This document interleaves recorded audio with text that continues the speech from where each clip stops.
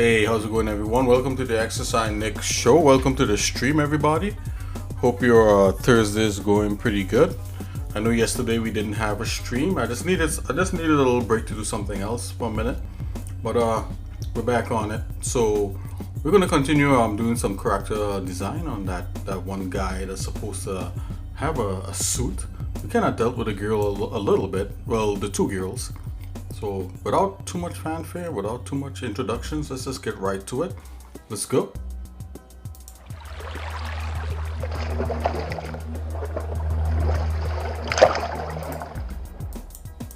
Okay guys, I'm gonna open up Blender.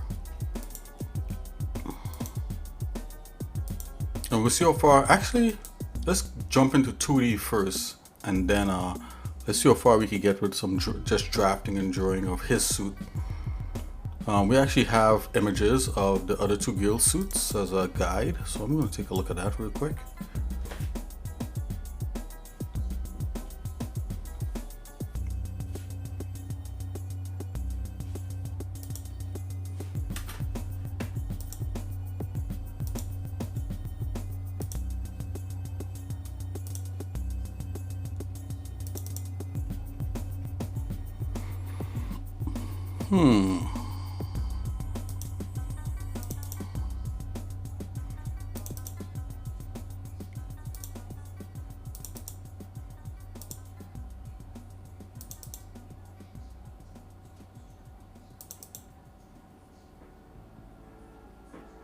Okay, here we are. So let's bring up the two girls, and when I say suit, I'm talking about their pilot suit. So these are the concepts. These pilot suits actually came from a drawing I did maybe 15 years back. This is a drawing I did of a girl, and to come years later and realize this character. You know, I mean, I think this one looks cool, so some of this is still gonna be incorporated in there, but yeah, anyways, let's continue here. Let's check Jenny's. Okay, we gotta recolor her suit. So her suit has gotta be colored. These are the players though.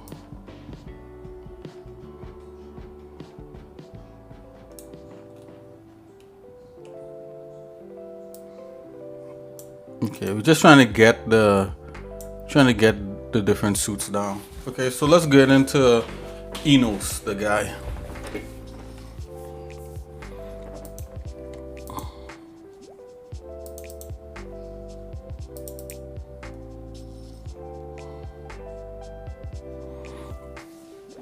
So each suit kind of corresponds almost to the color of the kind of like the robot or mech they'll be driving. So his is probably gonna be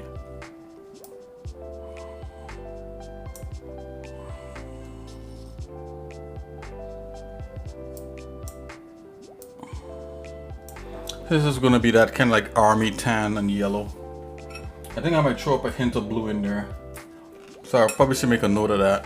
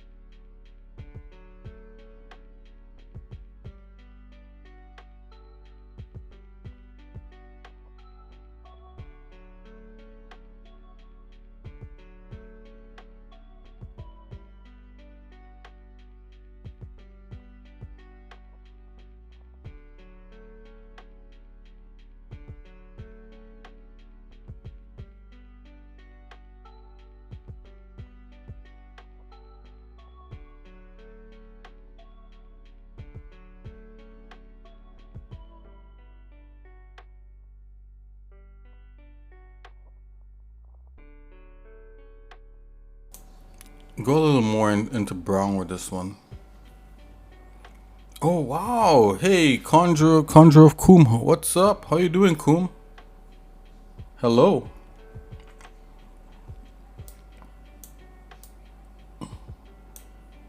Yo yo yo, what's up?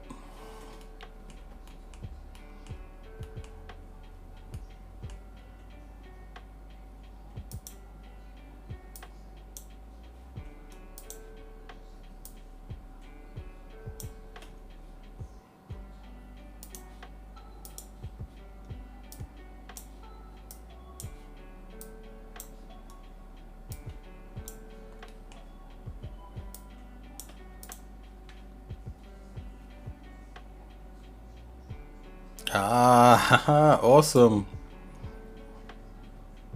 You let me know how it goes.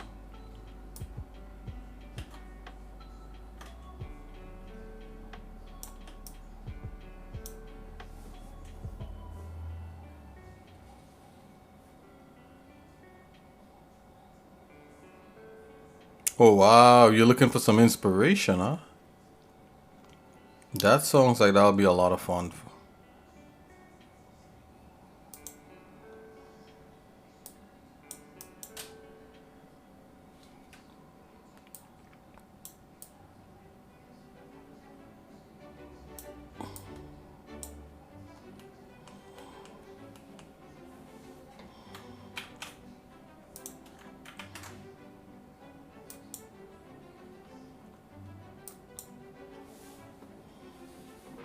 Wow, it's super nice. Yeah, I can imagine. That sounds like a lot of fun.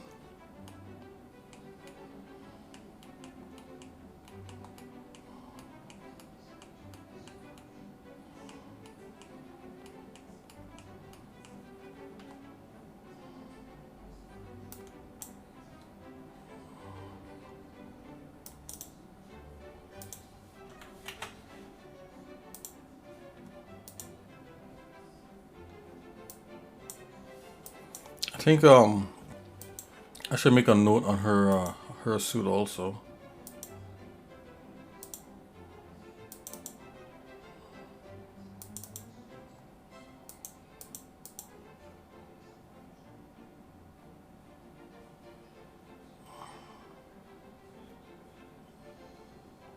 Groups of bats. Oh wow. As the sun starts to set, right, the bats come out. Is that what you think? Is that what you're saying?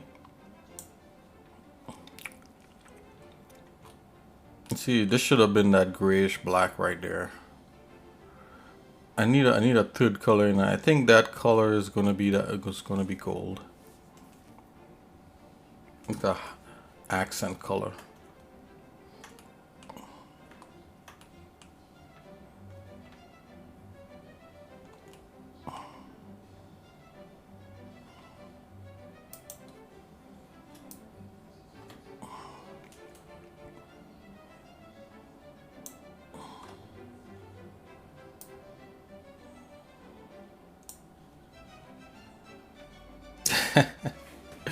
I forgot what we used to do as kids. Like yeah, they come and swoop by your head.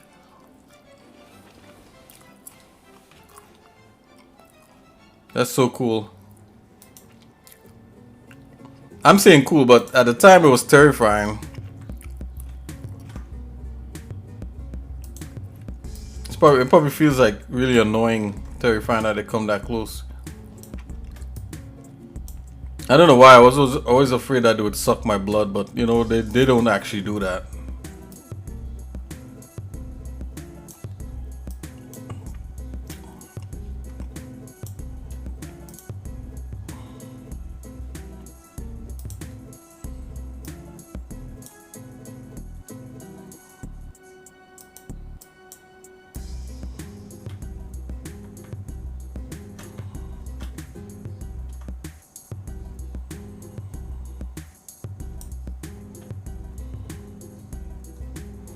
What am I working on? I'm actually gonna I'm warming up to get into working on one of the three, the last one of the characters of his suit. So each character, there's 3 characters, and each of them have a suit that they wear.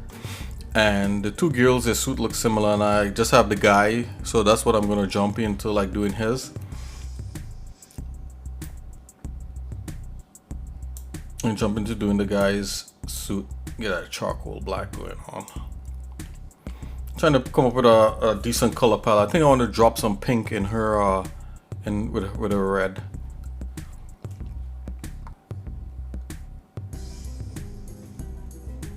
She almost needs like a purple, like a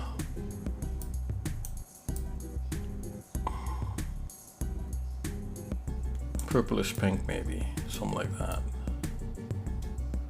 That might make this cool. I don't know if it might be too heavy. I need something light.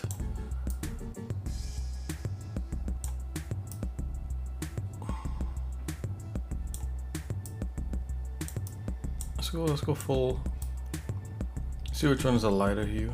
Yeah, something like that. Let's drop dive back. So it's a kind of purplish pink. Okay, there we go. I made that smaller.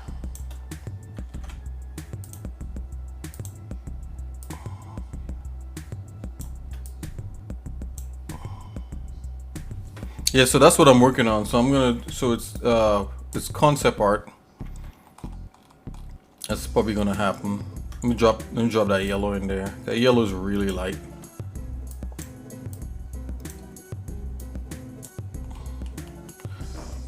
Now there's actually, like, for color, if you're trying to come up with different color combos and stuff for doing any kind of concept art, there's actually software out there that allows you to see different variations of colors and complementary colors, and this color is a whole science unto itself.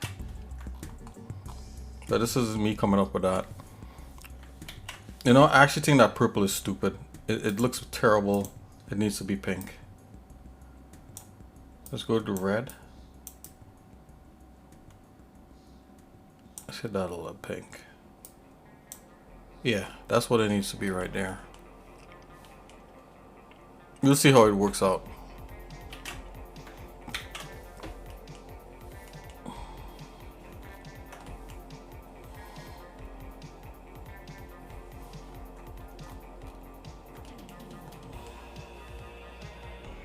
Yeah, I kind of walk a fine line with streaming some of the stuff on here. I don't want to give away too much, but at the same time, you know, I'm trying to make an interesting stream and actually document stuff. But you know, it's just you know, it's fun, I guess.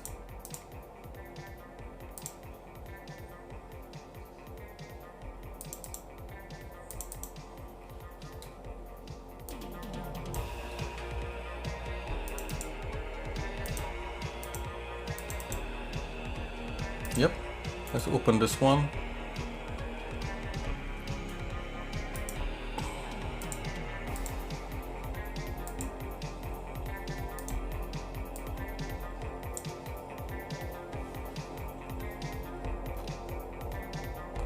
Yeah, somehow this is all got to tie in. Oh. But she's the most developed because obviously it's the first person that you're able to actually play for now.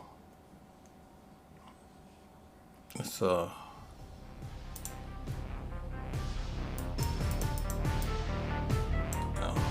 do a little touch up there. I'm gonna drop some color.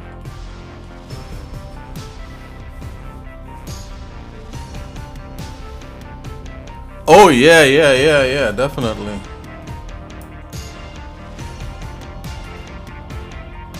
There's all kinds of ways to go about doing it, but in the end, you know, it comes down to being as utilitarian as possible. So I take it that you like seeing that. See, I need to see, like, this needs to be a little more. You see, this is not quite. This is a bluish green, right? A little more saturation, a little brighter. Probably more muted. Let's go muted. I'm gonna just dry and drop that in there. Then we're gonna go with this charcoal black that I've been using. Let's see what that looks like.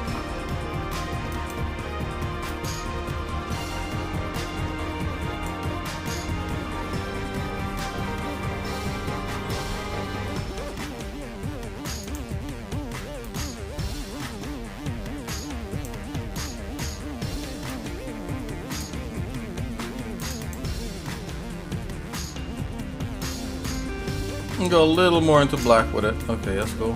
So that's that, and that. Then obviously yellow is part of this.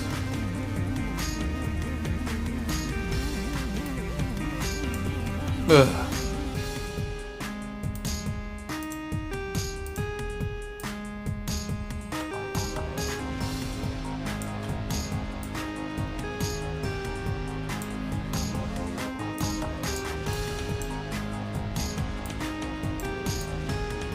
But this is more of like an orange yellow, so it's actually gold. I should make a note of that. I should try to get gold in there instead of like this bright. Yeah. I'll make a note of that. That kind of works. Hers is, you know, all of them have. I mean, 3 colors is basically what you want. 4 is like absolute chaos. If you go anything above 4 colors, you're just asking for trouble. You could have slight variations in there. Like I'm seeing like an orange happening here from the AI. I'm kind of digging that a little bit. I'm gonna plus, you know what? It makes sense. He has kind of like red orange here. I'm gonna drop a little orange in there. For now, I can't think of any other. I can't think of a 4th color that to me that'll work. Yeah, okay, so let's do that. Let's go really orange. Let's go brighter. Like a nice sharp accent. Oh, really? Yeah.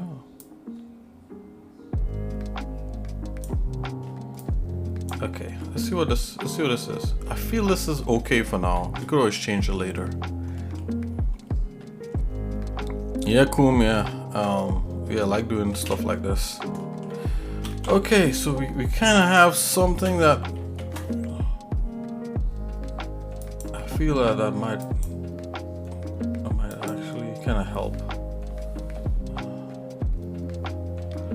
Okay, get rid of that. Discard.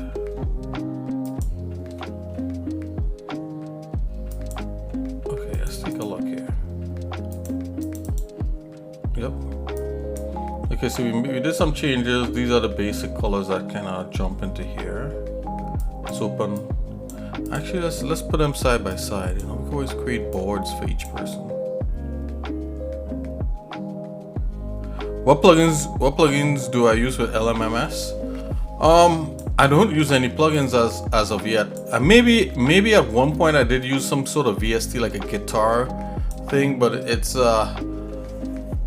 Oh, you're trying a specific piano one? I've been looking for guitar VSTs for LMMS, but without too much luck. Yeah, there's tons. Yeah, I should really. Yeah, I need to find some good ones. If you find some good ones, let me know. You know, bookmark them and stuff, because I haven't looked into that stuff, and I need to at some point really focus in on making a score, and I need a lot of guitars and stuff or something like that.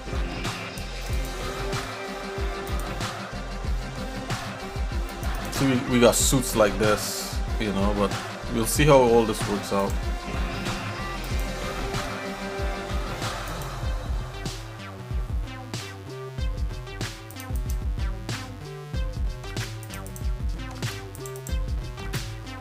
Yeah, she needs to be.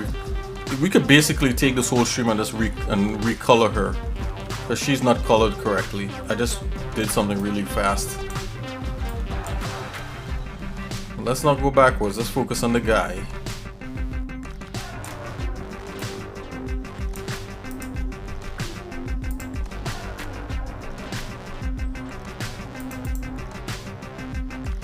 Oh, I need to make an image of that.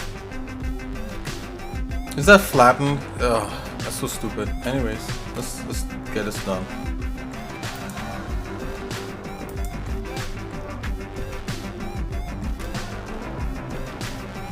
Yeah. If you see anything that really works for you, you know, I'm not giving you like a task. You know, I'm just seeing if you happen to stumble upon anything. You know, just let me know. You know, and yeah, post it and stuff, and I'll be grateful. Yeah, post it in the share your music section, and it'll be awesome. I think.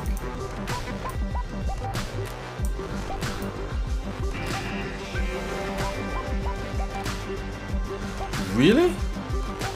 Post that up, son. Nah, yeah, go ahead and post it.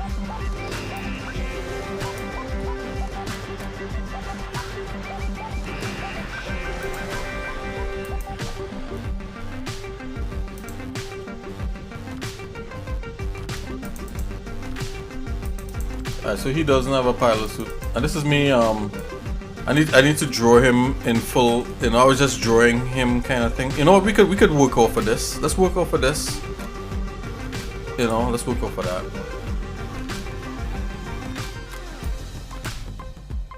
So he needs. Come on. Yeah, he needs work.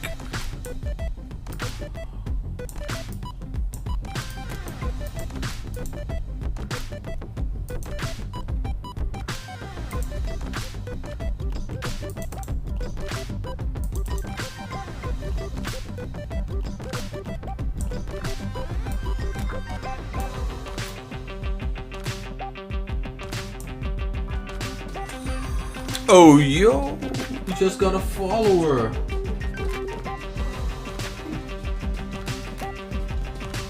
Hey, Courtly Bez. How's it going, Courtly Bez?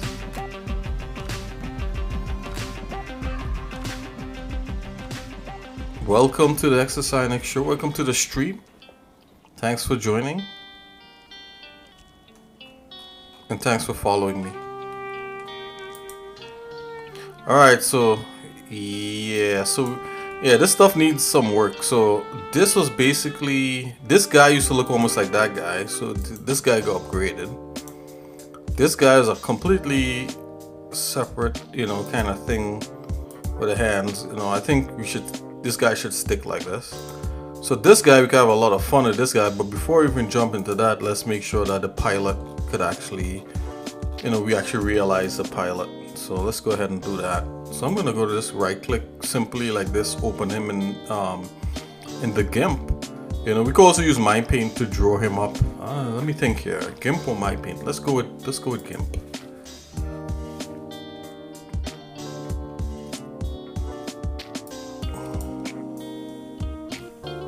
Okay, we're gonna use this to kind of sketch up a suit in pose. You know, normally I don't like to do impose stuff. I like to like do him as, you know, like a standard neutral pose from head to toe.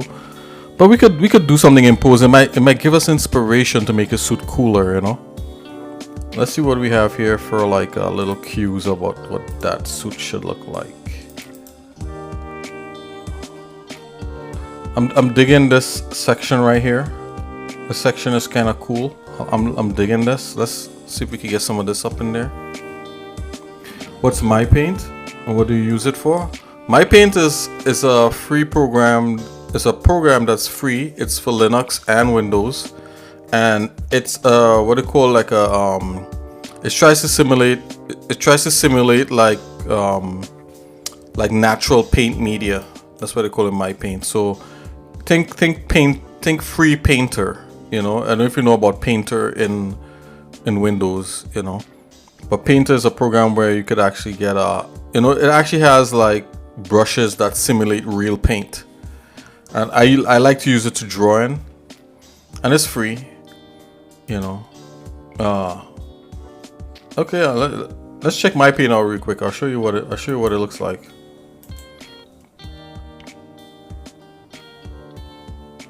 Yeah, look, so it's for free. So I'm gonna launch my paint. There you go. Yeah, I probably drew him in my paint anyway. It looked like I drew him there anyway. Alright, so see, like if you zoom in to a point, you see it looks like regular pencils and stuff like that. Yeah, this might be better. Let's do him in my paint.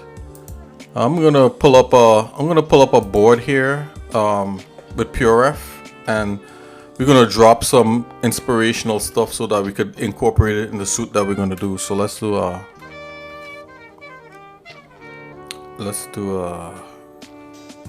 pure F.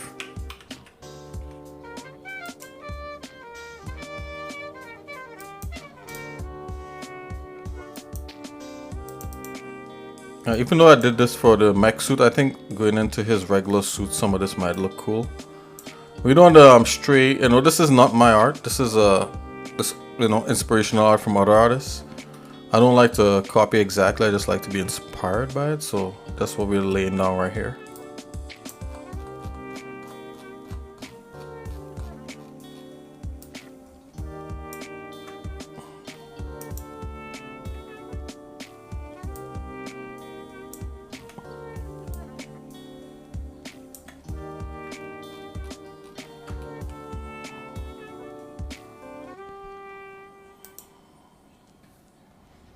Okay, this is for the suit. Let's leave that alone. And the main thing for his suit is this stuff. We're gonna get some of this in here. And you can tell this is like AI generated touch up in maybe like a Photoshop. I'm liking this section right here. Let's grab that section, especially how these things look like cords that's embedded into the fabric. I don't know if we'll get to that point, but we'll see how it goes. Alright. It's just the way it looks is just a little bit interesting to me. I'm just gonna grab that there real quick.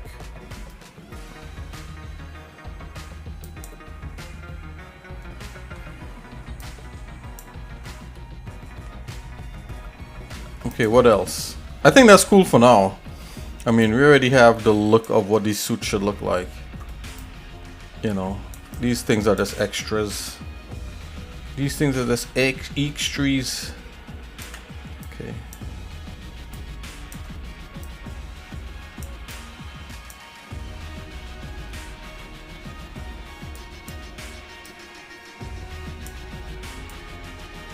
Here we go.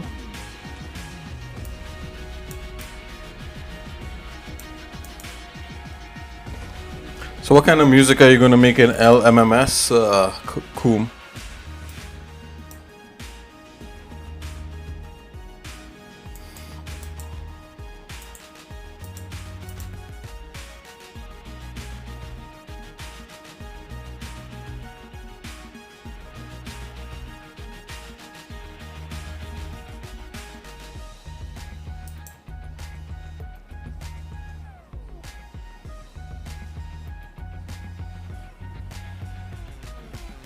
Mainly piano.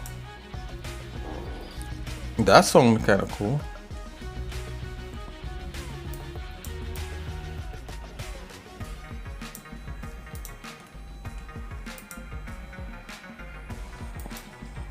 I'm gonna grab his image right here. Right.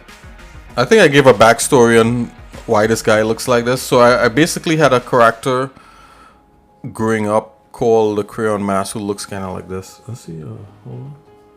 I just downloaded like. Whoa! Take it easy there, buddy. Like 40 piano plugins. That's so cool. Yeah, totally link that up in the Discord, man. Like for real. I need that stuff. Guitars, pianos, you know. That's cool that you found that site.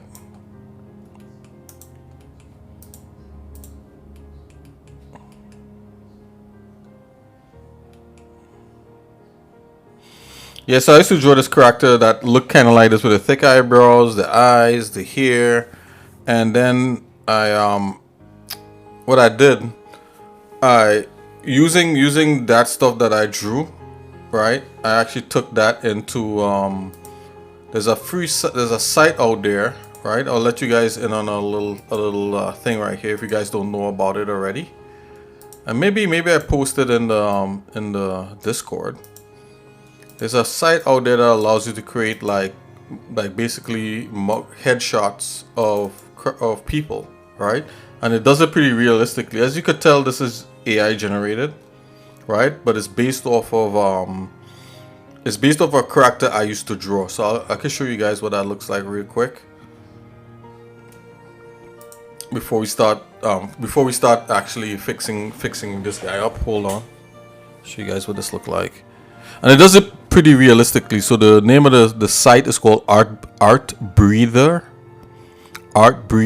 and it takes images of different people and comes up with a different face based on those images, right? So it's kind of like AI, but it's a little more specific to faces and stuff like that. So you could want a nose from this person, the eyes from that person, a certain color skin, 5 o'clock shadow. And you could tell it's AI because AI has funny little things that happen to it. AI has funny things that happens when you're generating images in AI, right? Like right here, it kind of like wanted to do an airing, but it didn't. Just kind of weird. I could go in and fix all this up so it doesn't look like anything like that. But this is by no means CGI or a picture of a real person or even a painting. It's kind of like, AI, right? I'll show you guys my character. Actually, hold on. I actually have a file on my desktop with all my characters, but I'll show you this guy.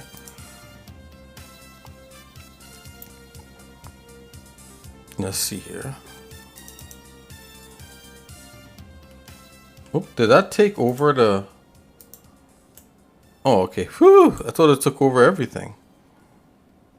Okay, I was doing a project where I was gathering up all the characters I ever created throughout time. There's tons of characters, guys. Let's see here.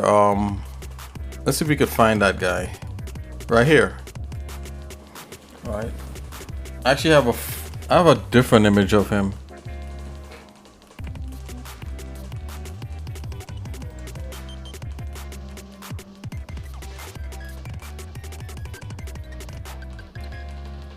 Let's see if we get that different image. Hold on. There's a different image.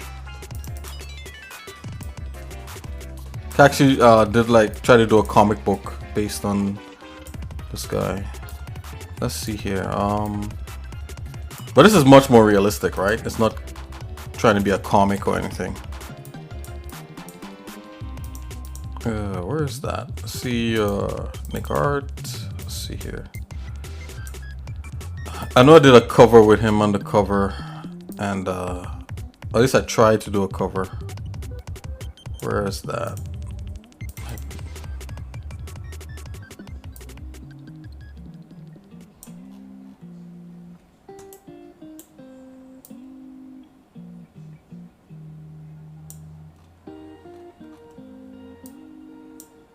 Oh, wait a minute. Is this it?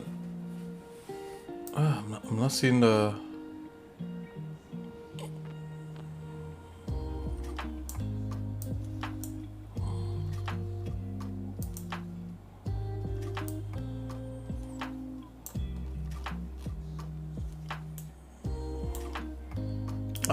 If I ever lost that artwork, I would literally I would cry, guys.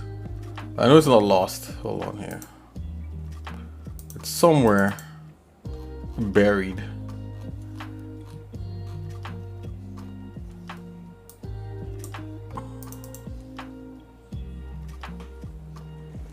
Okay, getting warm. Oh. You guys don't want to see that. Okay, here it is. Right, so this is a kind of character. This is, guys, basically I was a teenager, right, drawing this stuff, right? So don't judge, And so, like, anyways, and this is a long time ago. Yeah, so basically this kind of character with the funky hair, that's what I was kind of going for when I was doing the AI. So that's the history of this guy. So I try to combine all the stuff I've ever done at some point into some of these concepts. So let's get sketching. It's enough jibber jabber. Let's get to it.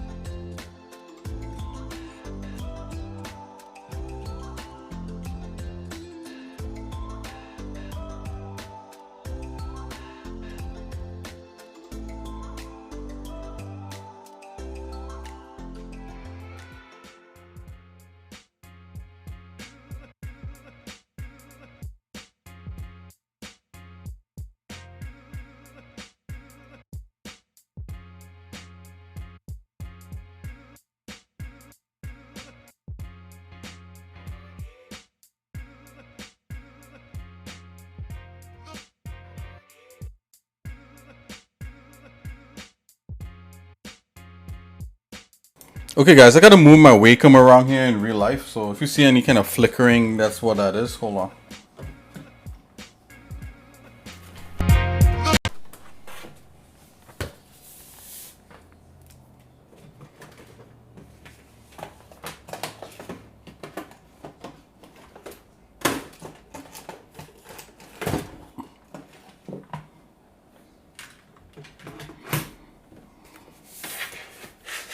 Oh boy, come on.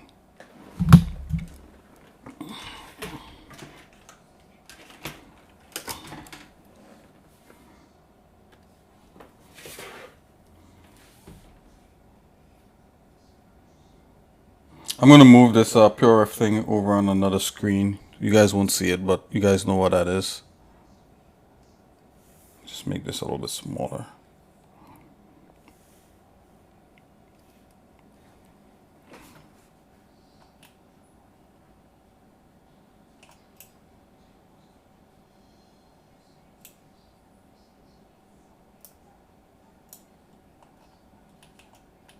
Okay, there we go. This is better. Hide all the stuff. Oh, doesn't tab hide the... Come on.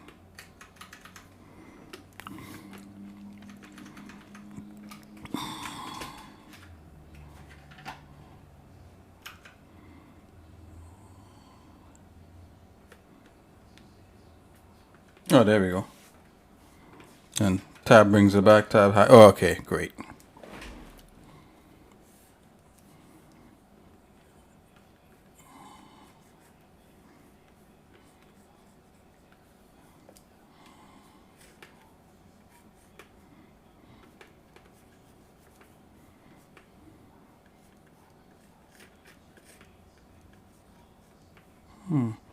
Think about this for a minute.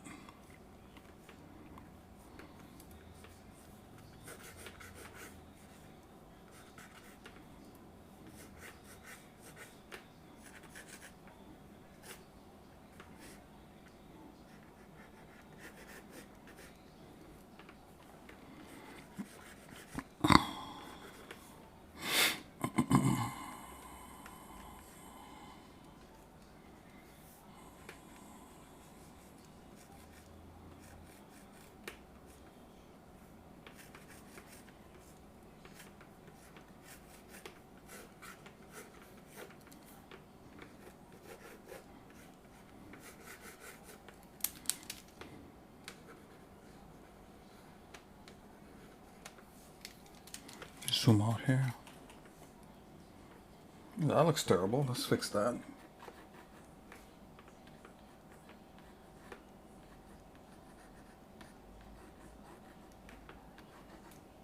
I need a bigger brush.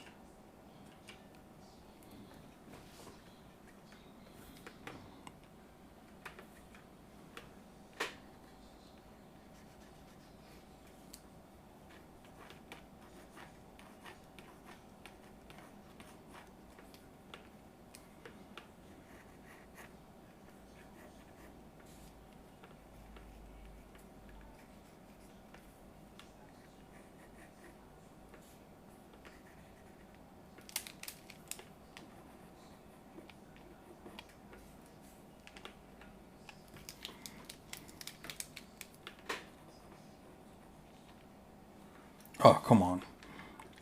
Now I'm wondering if I should just do a new sketch because shoulders look really slouchy in here. So like he worked like maybe just for this one this one thing I was trying to do.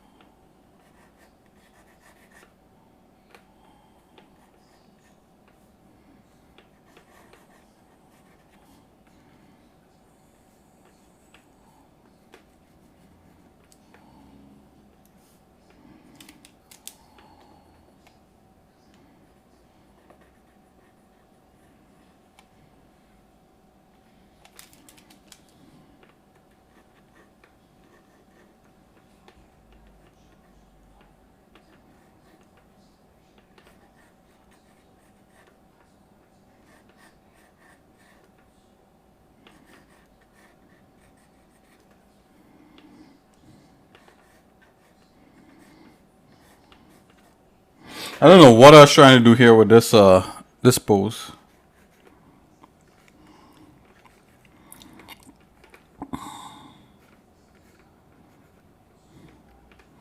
It's just trying something different, like, you know, man of the future pointing to the future kind of thing.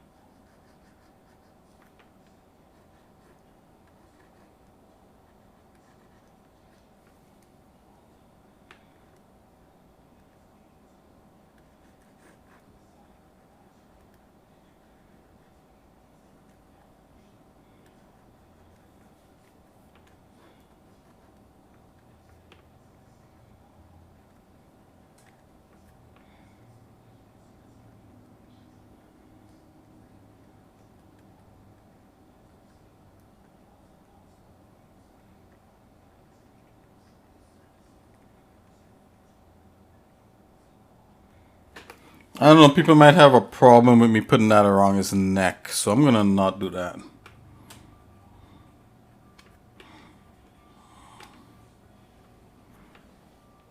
Let's keep that for his hands.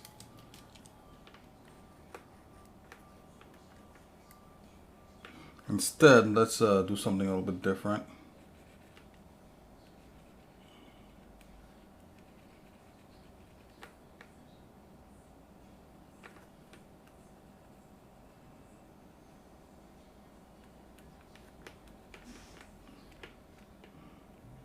This guy got a really long neck.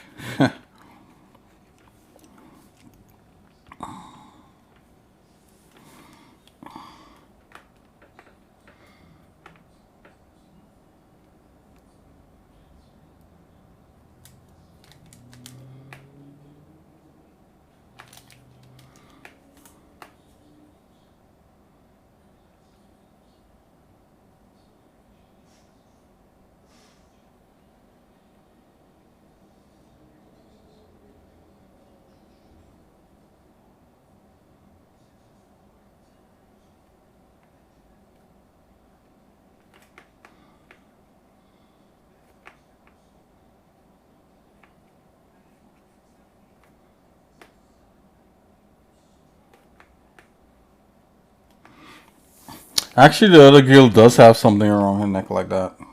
Now that I think about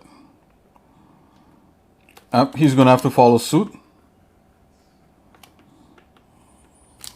Let's do it.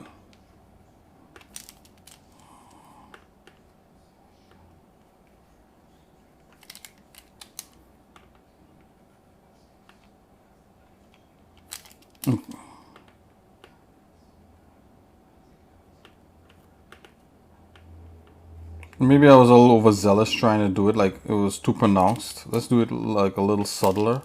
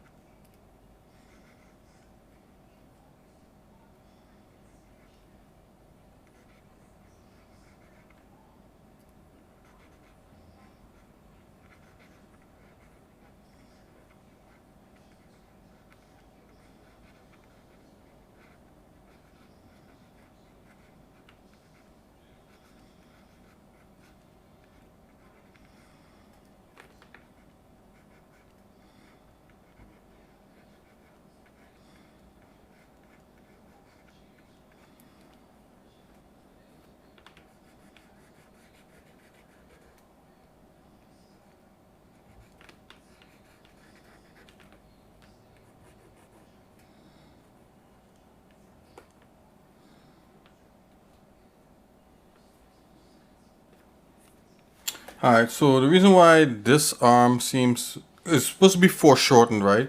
The reason why it's not working is several things, because I didn't straighten this. It's not like coming as a straight thing from his shoulder going straight out towards the camera and getting progressively slightly bigger, right?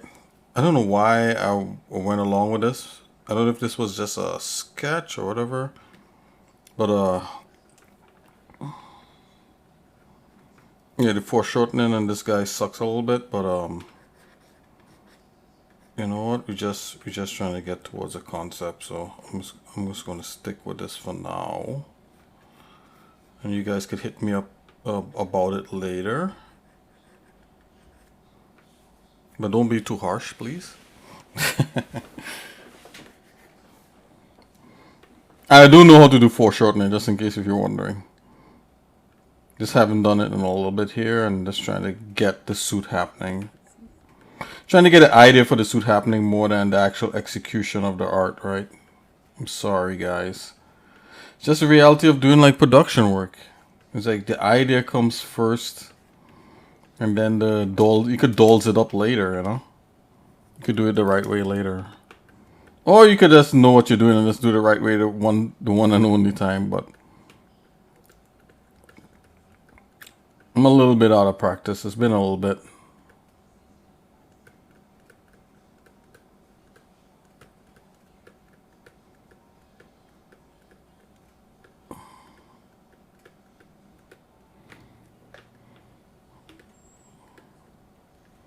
Kind of similar to this here blowing in the wind, kind of.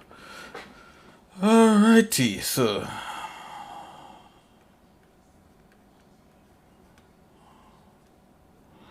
it's kind of like I'm trying to get a feel back for what it is I was doing.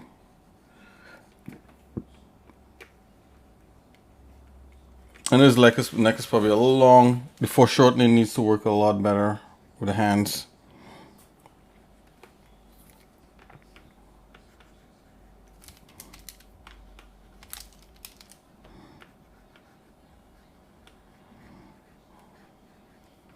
I'm actually breaking some rules here.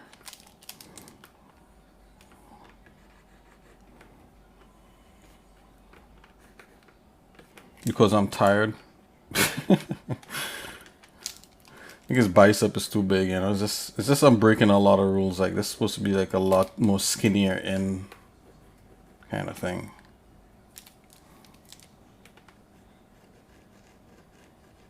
It's supposed to be, and then it goes like I'm supposed to pull this whole arm out. Oh, I'm supposed to do this and I'm supposed to do that. I don't. Okay, so let's see here. So we got that. Okay.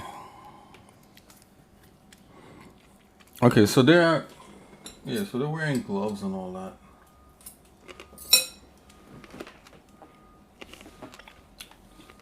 Let's get some of his stuff going here.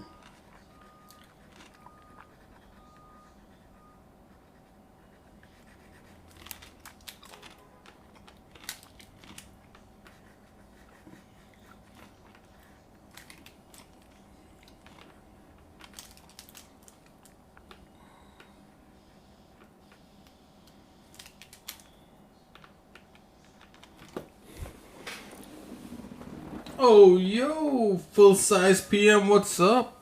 Thanks for following. Thanks for following, and welcome to the Exosonic show.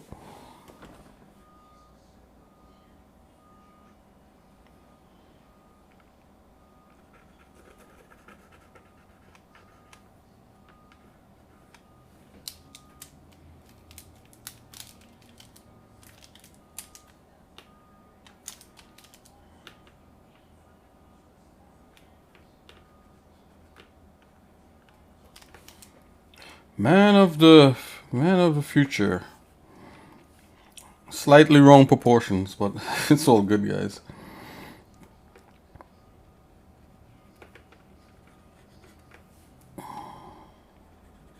Okay, so let's see here. Let's start to do some stuff to kind of really futurize his suit.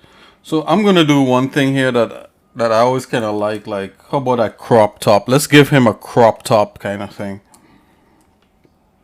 Let's see how that'll work. I'm just gonna run the I'm just gonna run the line for that. Something like that. Let's see what that looks like. Just thinking here for a minute. Give me a second.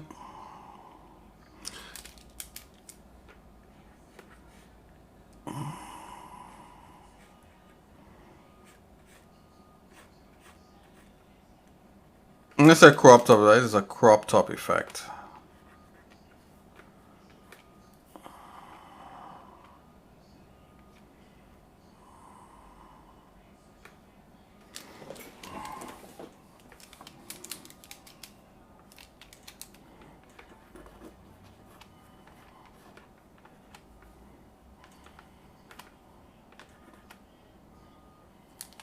Yeah, that might work.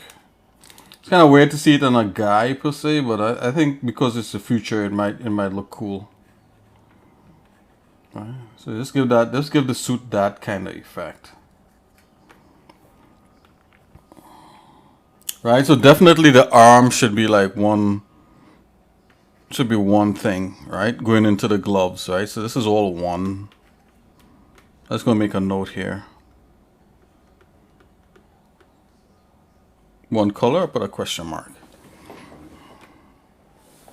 And I always like certain kinds of textures. Okay, so now I'm seeing the clavicle needs to be rotated, maybe like that. Yeah, that's better because his hand is raising up. As I said, you know, guys, like this whole thing should be different here.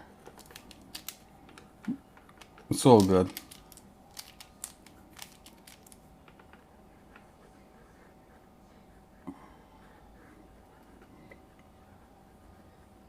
Well, God willing, you guys will see me draw better later when I'm not so tired from working. Not later today, but you know, probably like another day. You know, probably try to do a little more drawing than, you know, than a little more drawing in the future, basically.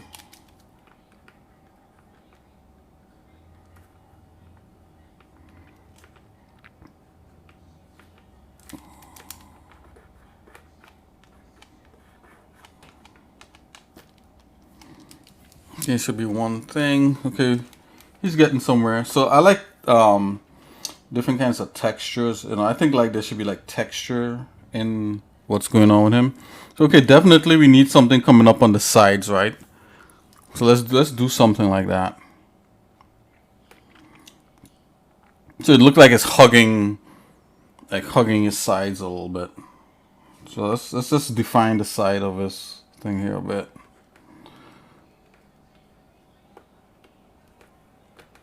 Alright, so define that seam.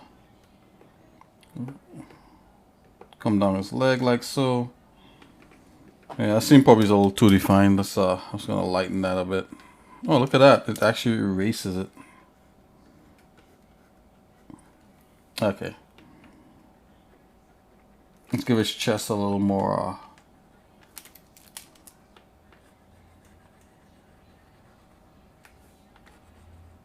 His chest would be out there. Look, he's a guy, and on he's turning like that, and his chest would be, because you know he's a man, right? He's manly. So he needs like that superhero chest, like, you know, sculpted. That sculpted look. Turn.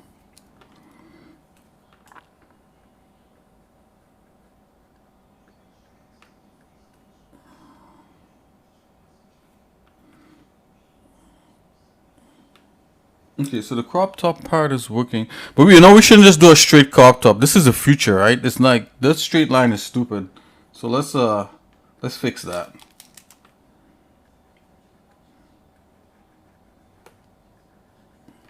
There you go. You know, and if this was just a strictly a drawing, I'll go the other way. But because we're gonna do it in a model, I know symmetry is, you know, you don't have to do it symmetric. Oh, you know what? All of a sudden that doesn't look good. Let's I'm not gonna see what that's gonna look like. Let's just do one side like that. Yeah, so it's a little asymmetrical. Okay. If I was to do the other thing, it would just look bad on him.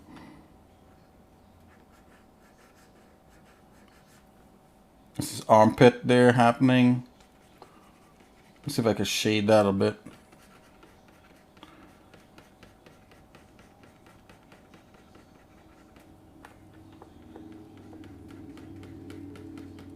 It's a little bit. Should not do that.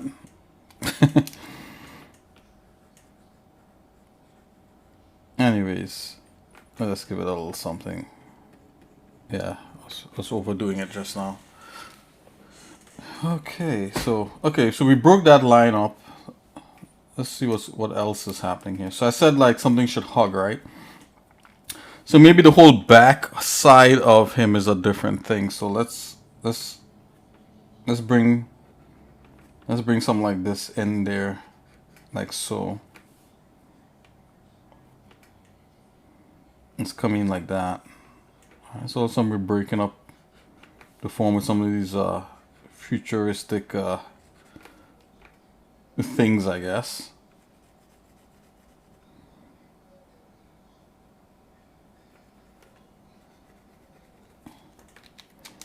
Let's do a, you see like right here we did like a little divot by a shoulder right there. Let's do a divot in these things to look as if like you know, like they had to key it in like a, you know, like a key or something. Let's do that. You know, so hopefully it doesn't look like a cog or like a sprocket or something. Yeah, let's give that, let's key that in.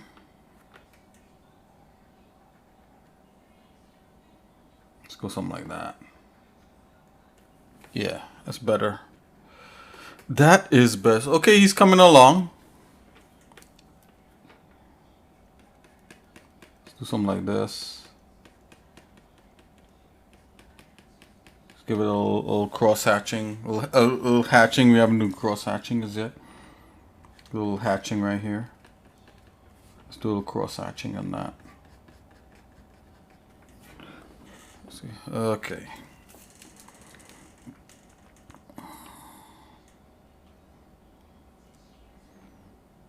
Okay, so like there's a theme going on with some of the girls. And let's see if we can bring that through to the guy. So let's make his his fingers a different color.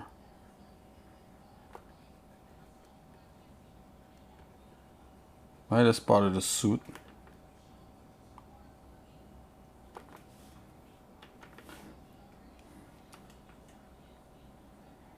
Let's fix his eyes.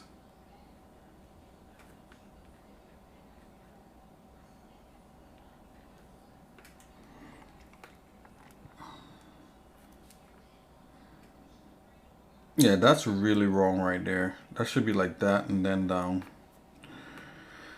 Okay, we gotta do it.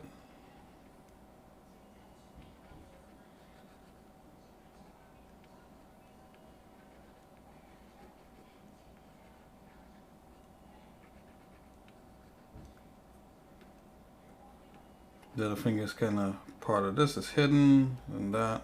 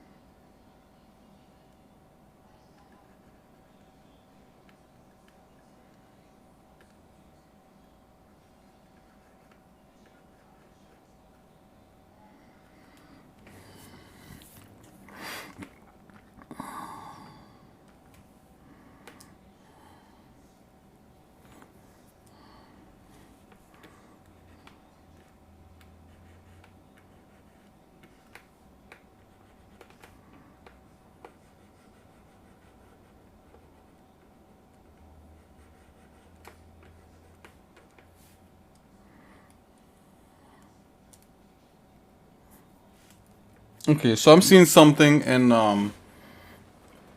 like some of the kind of inspirational images there. I see something where let's fix this.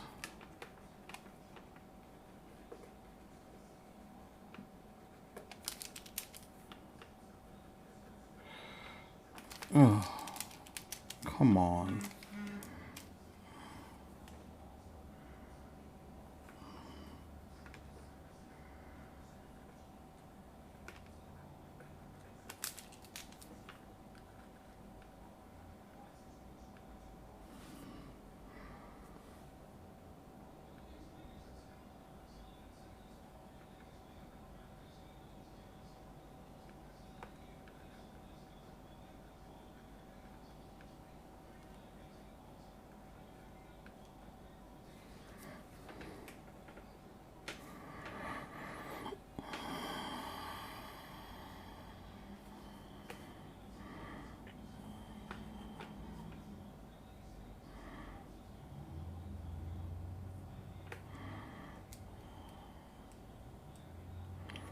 Okay, so I know one of the girls has kind of like a geometric kind of shape with the abs here. This guy has a six pack here, but it's wrong. Let's fix it.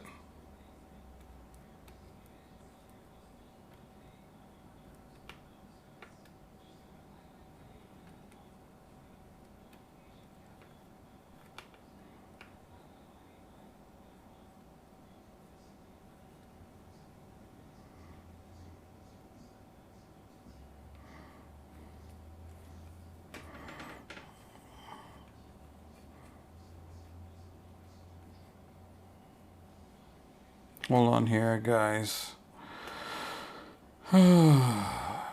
Excuse me. Let's have a slight headache, guys. I'm sorry. Today is just one of those days. But we're doing it. We're getting it. Let's do a crotch. Let's do a futuristic crotch thing.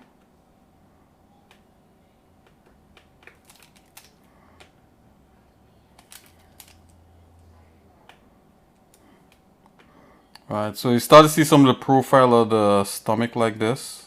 This kind of strengthened that up. Because he's a guy. You know, you gotta have that cool... It's gotta look like a suit, right? So you gotta like... show a lot of the anatomy kind of thing. And remember, I'm not gonna go all the way down. Although we do need like his feet and all that. We're just gonna work on this as is. Again, the foreshortening and this is terrible. I'm well aware. I'm just working with what's a sketch I was working on. I don't know where the sketch came from.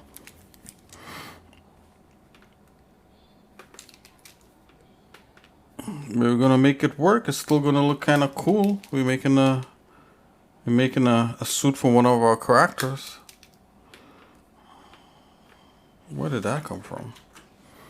Okay, let's continue here. Let's save this.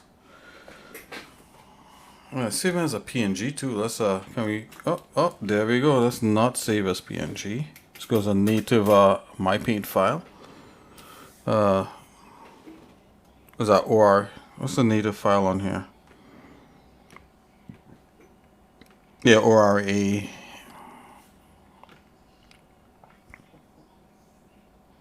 Then we'll save it to something else. Yeah, see, like that shoulder is completely wrong. Like, look at that. A line's supposed to line right up like that. See that? That's how it's supposed to be, like straight like that. I don't know if I can zoom in here.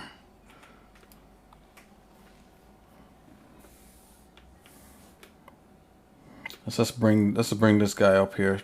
At least that should be level. You know. Ugh. And we gotta make this less less intrusive. You know, it's too much of a big square, right? Triangle right there. And there's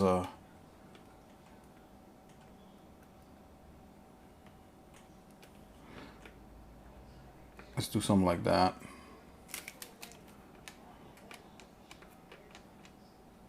Yep.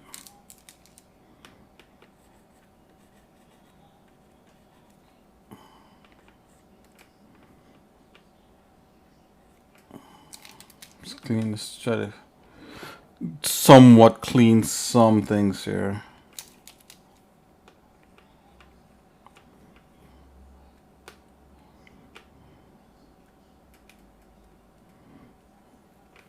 See, this is why like when I do this kind of stuff, I listen to like I don't actually listen to the kind of music that's playing on the stream, guys. Just so that you know. Like when I actually do drawing and art like by my lonesome. I listen to all kinds of stuff like from Radiohead to like Meshuggah to like anything to give me the vibe, you know, or like drum and bass music. Listen to a lot of that kind of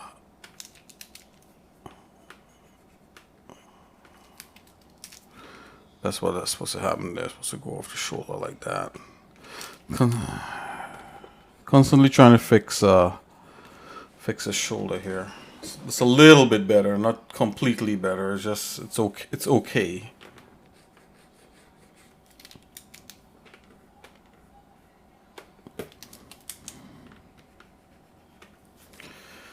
Whatever. Let's leave that alone. That's it's a horse there that I don't want to keep beating right there because it's just gonna draw more attention to it. Okay, let's focus on the suit again here.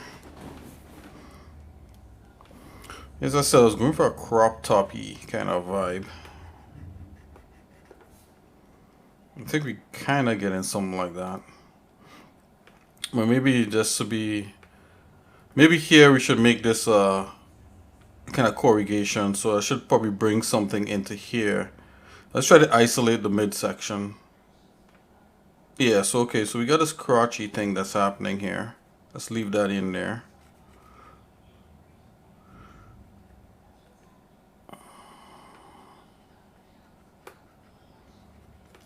It's the future, you know, like they take time to design the crotch and stuff, you know, because it's important in the future.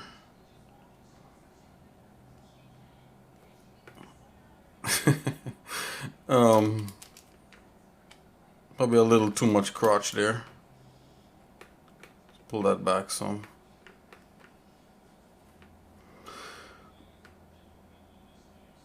Okay, let's see if we can bring some other kind of thing up in here. Important for what? I don't know. Important for suit functions. I'm just coming up with random things that don't make sense. Basically, Kum, I'm trying to keep myself awake. So I'm talking to myself a lot and narrating what I'm doing. I'm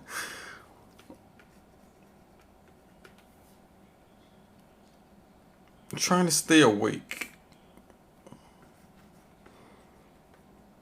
It's like one of those things I woke up really early and, you know, unlike the other streams before, guys, I'm actually working in a job right now. The other like some of the earlier streams are I didn't have to work. I was completely supporting myself. I was kind of hoping that things kind of pick up with the stream a little bit, but it didn't. So I had to like go out and actually you know, more or less kind of work a job. But we'll see. You know, so I've been working all day and it's kind of like it gets to you after a while, you know, like most things. Nothing new, you know.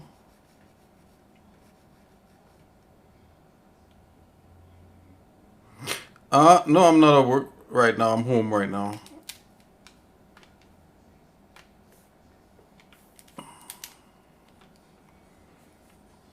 Well, yeah, I'm working. Yeah, I'm actually I'm actually working right now. This is also considered work. But this is also fun, right? Well, it's kind of fun. Yeah, this is work. But what I was trying to say is that I'm doing other work. That's what I should say.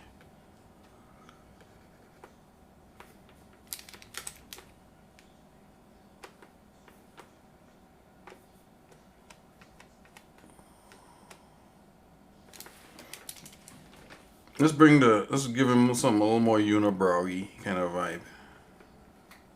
Not that it matters. I mean, we're really working on the suit. I'm just doing something that's fun for me to do.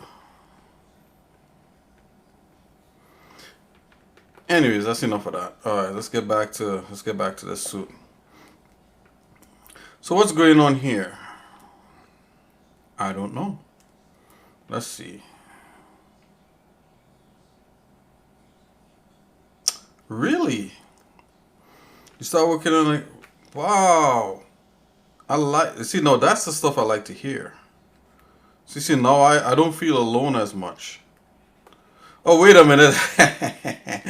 Koom, did you start working on that after you saw my code? You're like, if this guy could do it, I should give it a shot.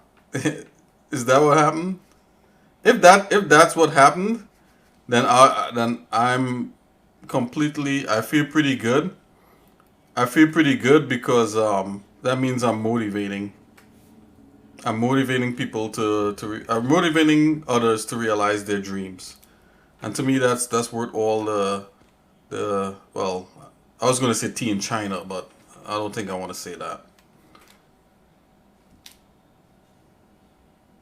I motivated you to make music. That's great. Okay, so the stream is actually working then.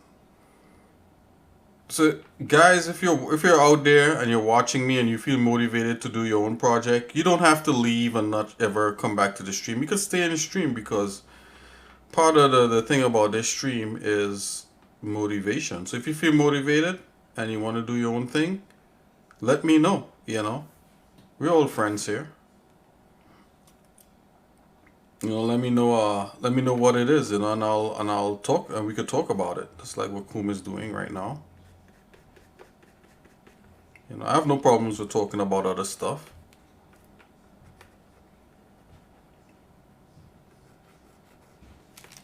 Okay, I'm gonna get rid of this. I'm gonna allow this to undulate back and forth. So that's what I'm probably trying to do there.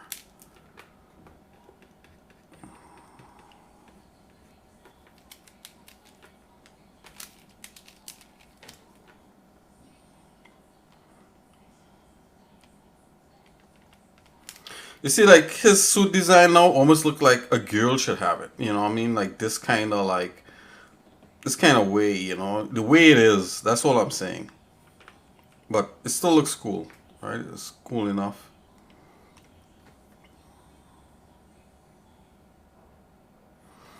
Yeah, absolutely. This is definitely would be like concept art reference image. Just right. Thanks for yeah, cool. Yeah, absolutely. You know, kind of like we did this. We did something close to this. You know, with many other characters that we've done here. You know, in the past, and you know, we're just continuing that. I'm always one to say, hey, if you're coming up with something new, you know, do a sketch, grab some. If you don't know how to sketch, grab grab some images that inspire at least, so you could pull from them when you're doing your 3D models. You know, and then sit down, take your time and look at those images. I really sink your teeth into the images and the things that you like about it, and then go and do what you know, then go work on your stuff. You know, after you took like a day to observe what it is you know, like doing art after a while, like it's more about, you know, technique starts to get irrelevant when you start doing when you're doing art for a certain amount of time.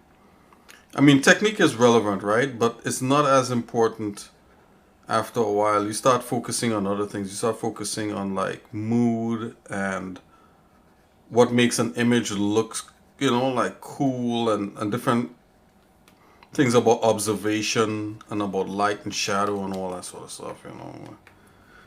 Not to sound too artsy fartsy, but you know, it starts to involve other things, you know.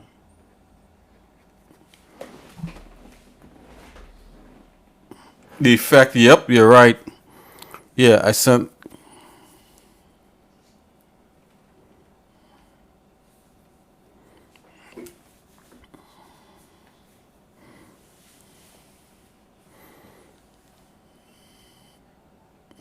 Oh, you're asking me if concept art is a waste of time?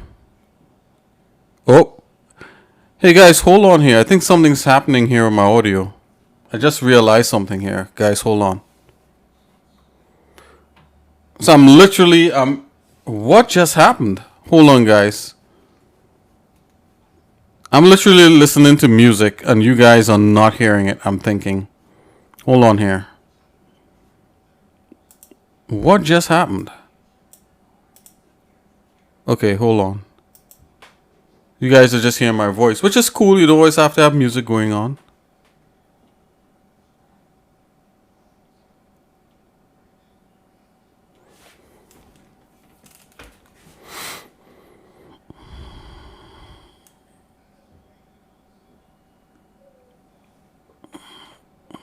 You're adding extra steps in the whole workflow.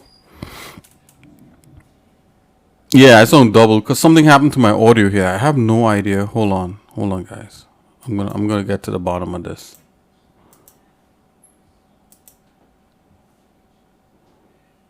What the?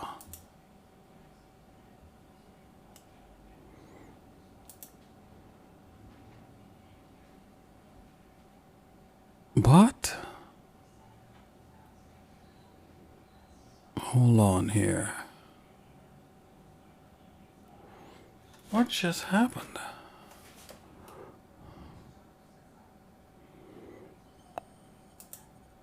Huh?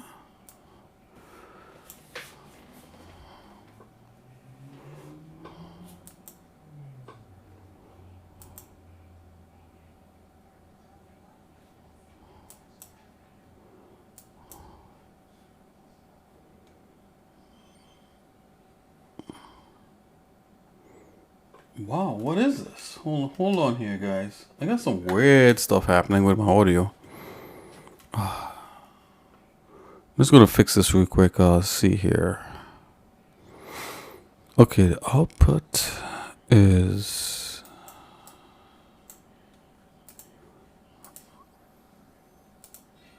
Yeah, you guys are not hearing that at all. Hold on, let me see if I can get to the bottom of this.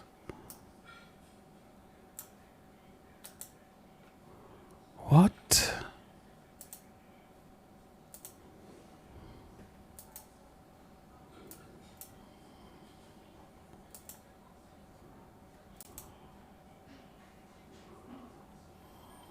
What in the...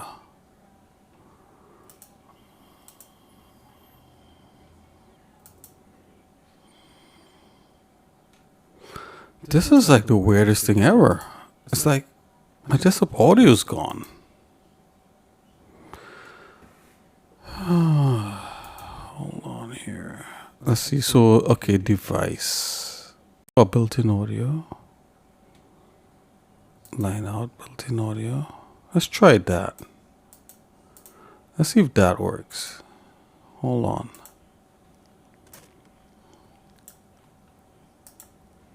Okay.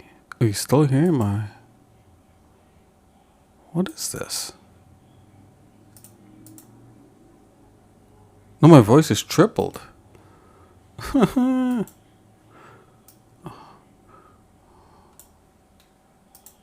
Okay, you can't hear anything right now, so that's good. Kinda not. Let's see what else happening here. Okay. Okay, so now you cannot hear anything. Well, you can hear me, but not I'm not doubled. Okay. So we got that. Let's go back, jump back in here on the sound. Oh, wait a minute. Hello? Oh, no, why did I come back? Okay, hold on here, guys. I'm gonna have to fix something here real quick.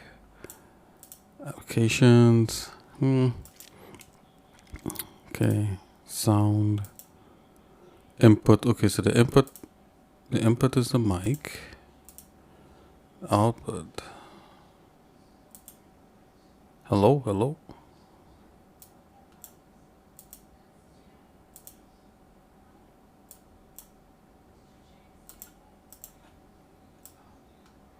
Okay, hello.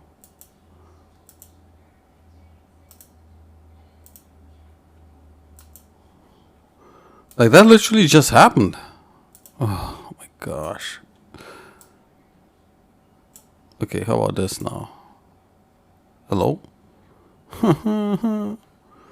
Okay, guys, hold on here. I'm gonna have to switch over here for a minute. Let me just switch, because how long was it? How long was it like this? Was it like this the whole time? I'm gonna have to unmirror my desktop here.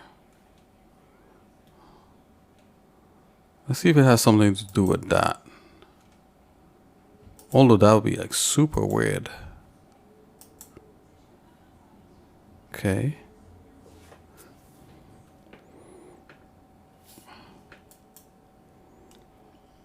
I just realized, like, I was listening to music and you guys weren't hearing anything at all.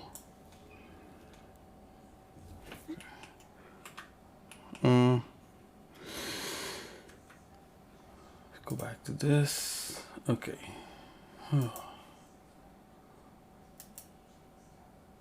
Yeah, you guys are not hearing that at all. Hold on.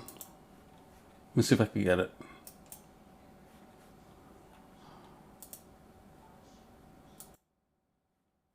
Okay.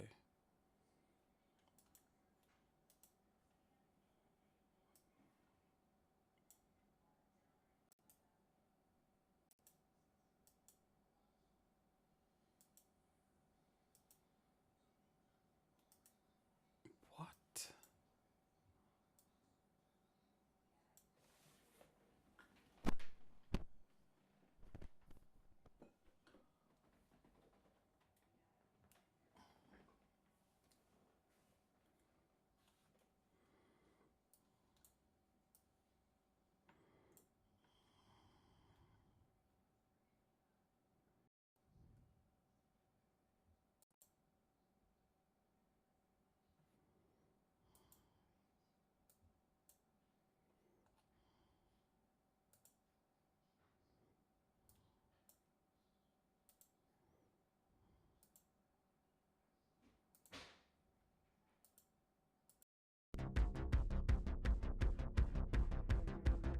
Okay, we're back. I don't know what that was. It's like all of a sudden, like the audio went out, and it's like, okay. So I'm thinking when I mirrored it, some kind of weird thing happened. Okay, we're back on track. Let's continue designing this guy up.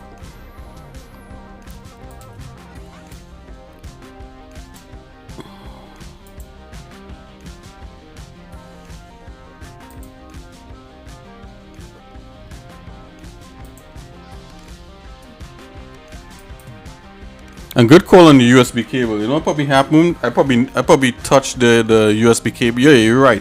I probably touched it and Linux like automatically tried to switch it to something else and just screwed the whole thing up. So I think you were right. Okay, where were we? We were like ranting about. I was ranting about something.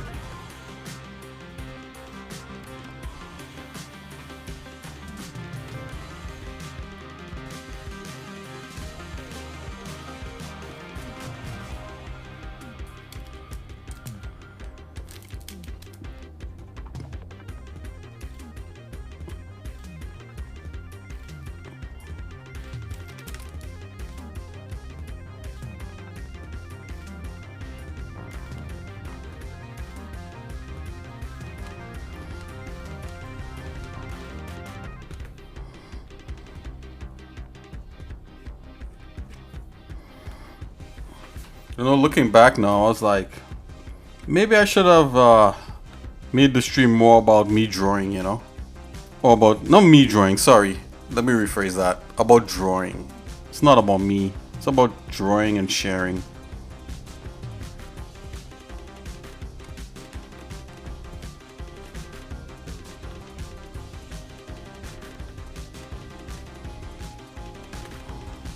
That's what it should have been about. But we do that on here. But I'm thinking like the main theme should have been drawing, concept art, and stuff like that. But I mean, the channel basically was created, or sorry, the stream was created to follow the development of Soul 3000. So basically, that's what this was created for. And yeah, so on and so forth. Okay, let's see if we can get back full screen on this thing.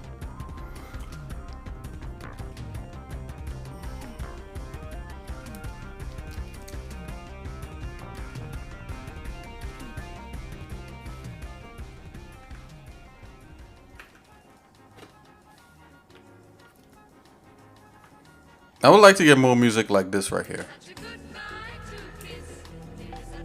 It's really short. Yeah, I think it's called like a bossa nova or something like that. Not this here, but the little thing that played.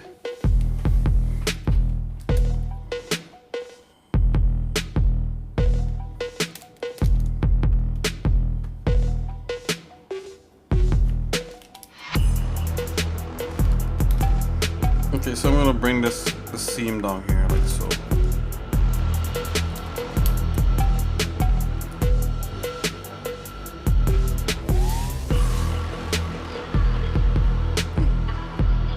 I'm gonna do smoke because like something's going on here.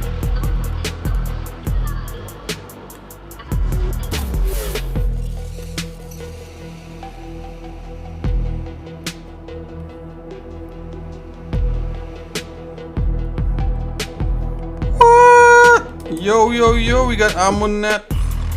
Manette, how are you doing? I'm glad you're lurking. Continue to lurk. I'm just saying hello. That's all. I don't want to scare you off. Koom, Manette is a long time follower. She's very cool. I think she does Monette, correct me if I'm wrong. I think you do kind of like arts and crafts. I think you do some craft things. I forgot. You told me one time.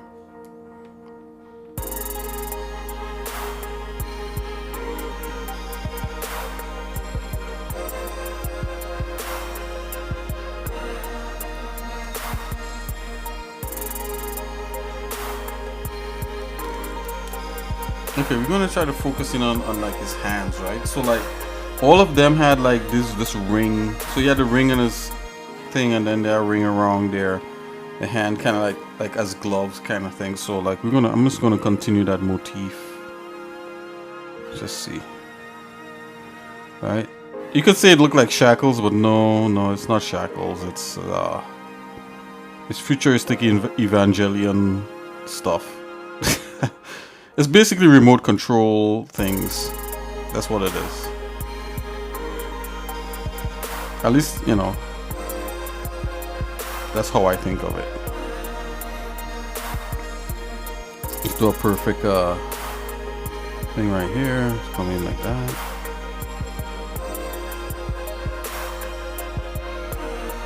Okay. These futuristic bangles.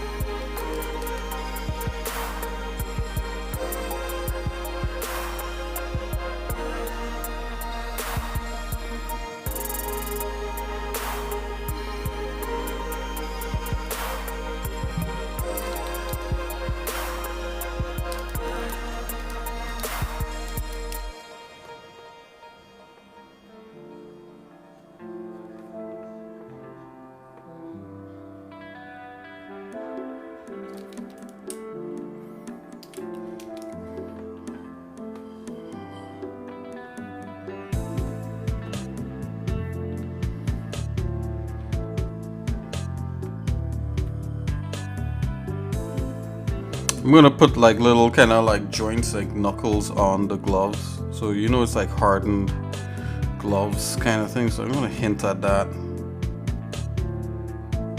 Right, and then the knuckle part is like a lot more defined. Right, we could really get into some of this stuff as if like I zoom into here, I'll show you guys. You might see it a lot better. Like, you know, I could literally draw zoomed in like this, but let's get the overall done, and then we could go into like different specific parts and try to, and then at the same time too, like when you're doing this concept, it's not good to be like overly tight. Like, oh, this is this button right here, and you know, like that never actually really works.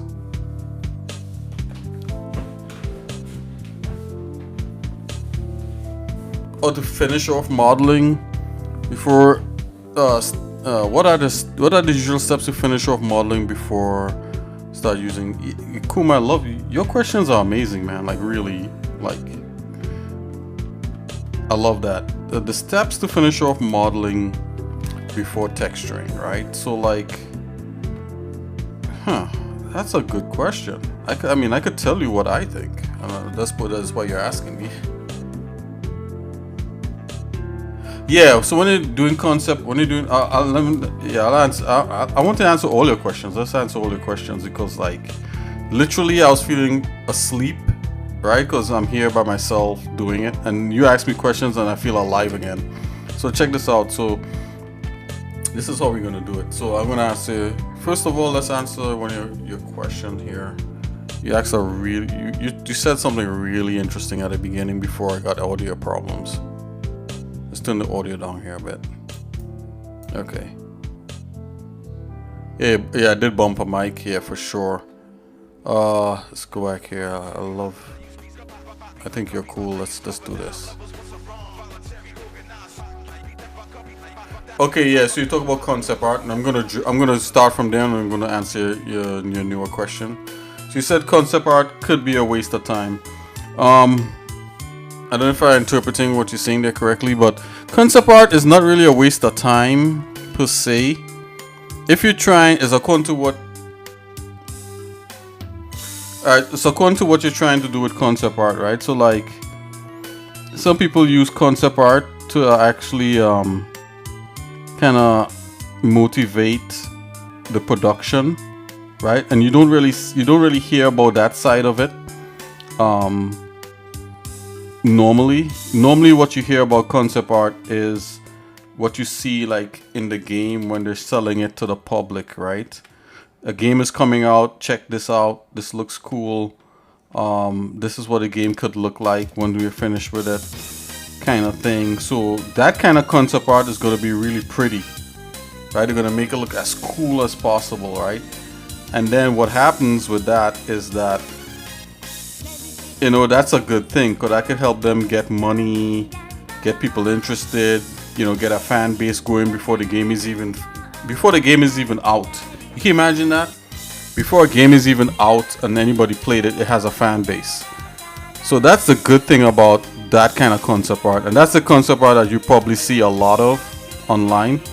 You know, like when when people apply for jobs, or you look on ArtStation or anything like that, you get like the pretty concept art, right? But then the downside to that one is that if the game does not come out like what close to the concept art, if they have to change things, and sometimes the game changed so much it doesn't resemble anything to do with the concept art, and that could backfire. That could backfire on the game or movie or whatever it is they're using concept art for, because sometimes people who's following the movie or the game or whatever it is that the concept art is associated with, they're only following it and being fans of it because of what they see in the concept art. So when they no longer could do that, or they change it, people get pissed off, right? People are like, oh, that sucks. That doesn't look like that. These games always look better than they actually are on release. You hear people say stuff like that. So that's the downside to that kind of concept art. It looks pretty. It's good for the developer. It raises money. It raises interest. Like if I try to do like really pretty concept art, like I took this and I really dolled it up so that this guy here, the sketchy guy, looks like this guy, but with a suit on. Like people are like, wow, that game is gonna look realistic, you know. But I don't want to do that because I'll be painting myself into a corner, right? I don't want to raise expectations that high, and when the game release and I can't deliver on that, you know, people are gonna be pissed off at me. I don't want to do that. It might make sense, you know, that it might means I might get more money. I could do crowdfunding and stuff, you know, so maybe I should do that. I don't know. So anyway, so that's that. Hold on here. This music is blasting. I'm rebalancing my audio, everybody. Okay, I'm rebalancing my audio. Okay, let's turn that down. Okay, so the other side of so the other side of concept art is the utilitarian side, and that's the side that I like, right? So what I mean by that, it's more of a utility to use it than trying to make a final picture. So it's not about, so the concept art is not about like how cool this image looks, right? That's the kind of concept art I like, and and it makes sense for what it is I'm doing. If I'm a sole developer, I'm not trying to. Whoa, we got hated medicine in Nick. What's up? Glad you joined. Welcome to the stream. Welcome to the Exosonic show. Feel free to make this your home, like many others, and feel free to join our Discord. You know. Oh, okay, I see. This is a bot there. I want to offer promotions. Okay. Thanks for joining anyway. You'll probably be removed. Okay. Anyways, guys, let's go back to concept art here. So, like, the utilitarian type concept art, that's the one that I like, right? So, utilitarian concept art is where the concept art serves to inform the design of the models, and that's kind of like what you were asking, right? So, those kinds of things, all they're doing is informing, right? They're saying like the concept art saying, okay, this is a guy, he's young. You know, he's wearing a suit. The suit kind of looks like this. And, you know, it doesn't have to be like refined and finished and looking photorealistic and reflections and bounces and all kinds of weird lighting things. And, you know, and then the character, you know. So it doesn't really, you know, you don't have to like make it look, you don't have to make it look photorealistic or anything like that, right? You don't have to. I mean, if you want to, you could, but it'll almost be a waste, just like what you pointed out, right? It would be a waste because the end result is actually the game model. So you could do all the coolest concept art in the world, and if the game model, a matter of fact, that used to let me down a lot. Like, I don't know about you guys, but for me, if the concept art looks so cool and then you see the game model, you're like, it looks good, but the concept art looks way better, you know. And I used to always wonder why, you know, like why can't they just do it like the artwork, you know. So when you do it the utilitarian way, you leave more freedom for your modeling. So even if your modeling is not like even if your models is not close to the concept art, it doesn't matter, because the concept art was just for inspiration. It was to inform what to model and that kind of thing. So let's see here. Yeah, and then so like when you're doing the utilitarian kind of concept art, it's more about is you want to keep things as loose as you can and don't be too tight. So like you'd hear me saying that, like when I'm doing this stuff, you hear me say like, oh man, I think I added too much detail, you know, and that kind of thing. Or like I'm too specific, you know, like I would say like, oh no, I think I got too specific right there. And that's because when you're doing utilitarian style, you don't want to be overly specific about certain things, because then you'll be like tied to actually do it when you model. And some things look good in 2D and in concept art, and photo bashing is another technique and all that. But when you actually go to make it into 3D, it doesn't look as good. So yeah, so that's a long answer. So I don't know if I hit all the points there, but I think I did.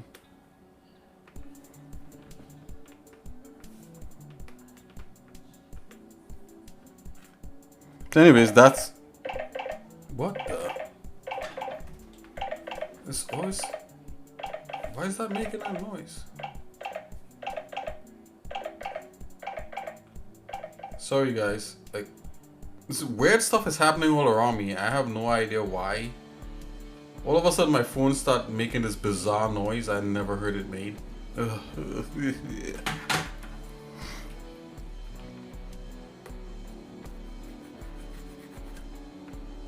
Yeah, so I'm sorry if I give you too much of a long answer. You guys gotta let me know. I'm not trying to piss anybody off here. Yeah, let me know.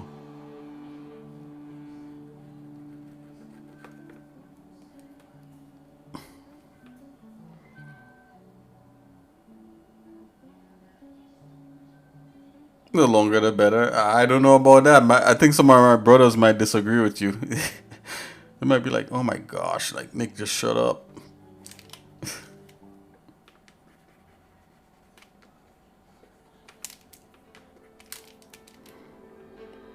But I appreciate you for seeing that. Anyways, yeah, so that's so on this channel I take more of the utilitarian. So because I go to the utilitarian style, it kind of frees me up to just do stuff. And if it happens to look pretty, well, that's a bonus, right? You know, I think I try to make it look kind of okay and not too stupid. You know, I try.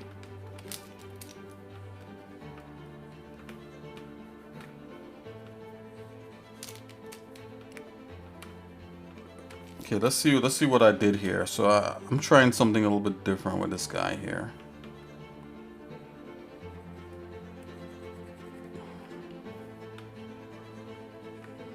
Let's see what we did there with the abs. I don't know if I like that. Hold on.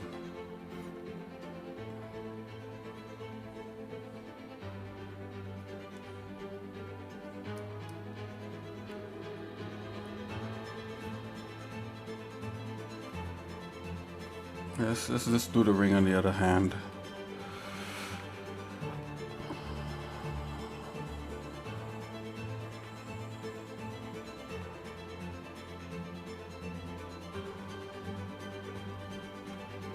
Oh, we'll get back to this part here. I don't know what's going on there. I don't know if I like that, guys. I think maybe what it wants is maybe the bottom part is fine like this, but maybe let's get rid of this extra line here. Too many lines, right? There's lines here, line there, line everywhere. Like, there you go. That's better, right?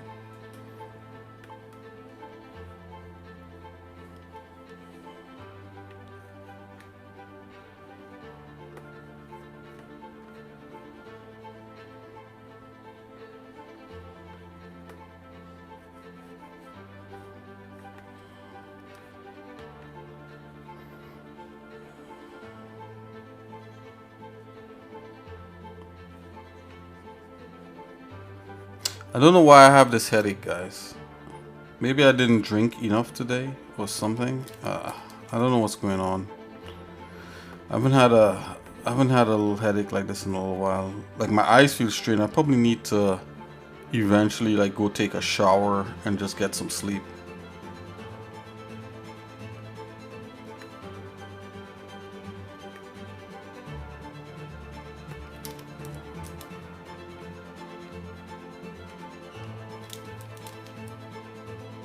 Low sugar. Could be.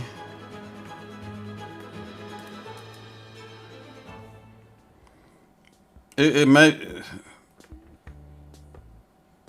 Yeah.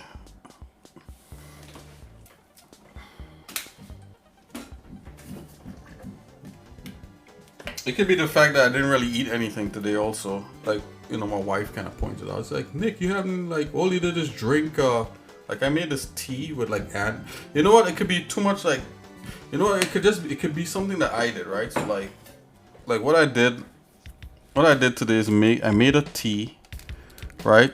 That I probably should not have made. I made a tea with like Lady Grey. That's kind of like Earl Grey, right? And I added no, check this out. Okay, so let me back up. So I made a tea with I made a tea with like star anise, right? I made a tea with star anise, right? It's probably my fault, guys. I made a tea with star anise and with look it up if you don't know what that is. Star anise is like a spice, right? Star anise, a cinnamon stick, and I put aniseed in it. I shouldn't have put that, and then honey, right? And this with hot water. Okay, so we're officially gonna put some bands on his gloves like that, like just like the girls. Okay, so that works. It kind of rings at the tip. All right, so yeah, so that's kind of what I did. I made a tea like that, and what I actually drank that all. I nursed it all day.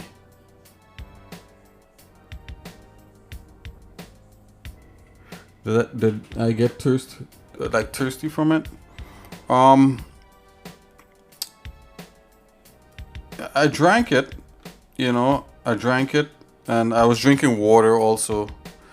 Oh, was it good? Yeah, it was good. It tastes real good. It tastes like what it tastes like? It tastes like drinking a really nice, warm, aromatic water, So that's what it tasted like like really nice, sweet water, And I had honey in there, right? So like, that was probably my mistake. Like, like it was like probably too much honey I put in there or something. It's probably too much sugar. Like, honey is good for you. I don't know if like there could be such a thing as too much honey. Like, I read different things on there about that. Well, yeah, I mean, you could have honey sugar, right? So you could have too much of it, but it was a little sweet. Oh, really? With anise? Okay, that's interesting.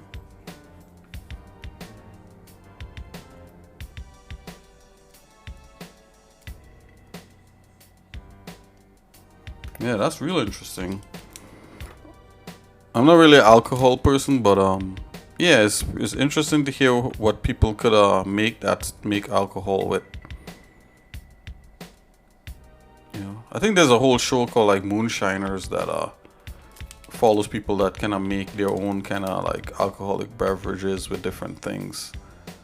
I never really got in. I tried to get into it, but I couldn't get into it. But it looked like a pretty good show here in the US.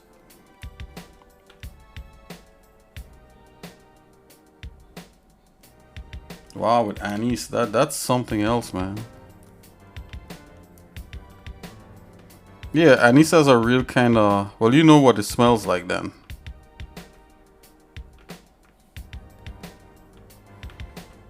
So I've made this recipe kind of before in the past, but maybe I just added too much stuff in there, so maybe.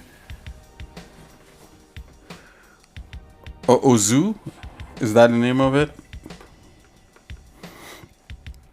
Yeah, so like the thing about it, I probably went overboard by adding the. So what I did after I did that, right? I added a what they call like a Earl Grey tea bag in there, and maybe that was my downfall, like, because like Earl Grey has caffeine in it, right? It has less caffeine than coffee. But, it's a tea, and tea is healthy, but still, it's just, maybe it was just too much at once. I should have just made it as simple as I can, and I would have been good. And then I drank throughout the day, but I didn't really eat anything. But eventually I did eat like some bananas. I ate like 2 bananas. I ate like, what else? Some other stuff. And just during the stream here now, guys, just to be frank with you guys, I'm actually having some kind of like food, which is my wife made for me, which is just like a salad, right? So for the salad is just like lettuce with she added some chicken in there because I gotta get some kind of protein happening at some point. So she added some chicken and it has like a sweet pepper, cucumber, yeah, sweet pepper, lettuce, cucumber, and some chicken, and I put a little olive oil in it and some salt and stuff like that, you know, and that's basically making me feel a lot better. Oh yeah, it tastes amazing. Sometimes she put like little bits of onion in there, but she didn't do any of that this time. Yeah, basically that's making me feel better because I'm eating it and my headache is subsiding somewhat.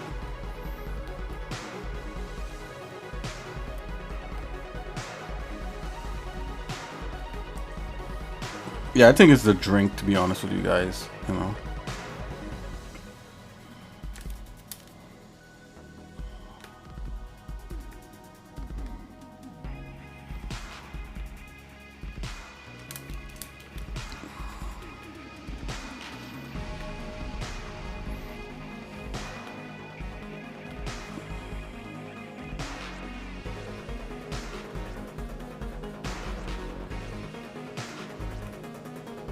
Oops, let's do this the other way here. Hold on.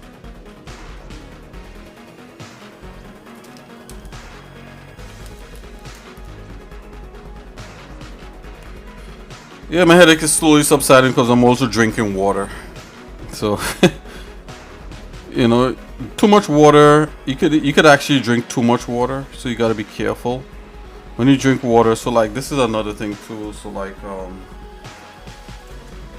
your body needs salt, right?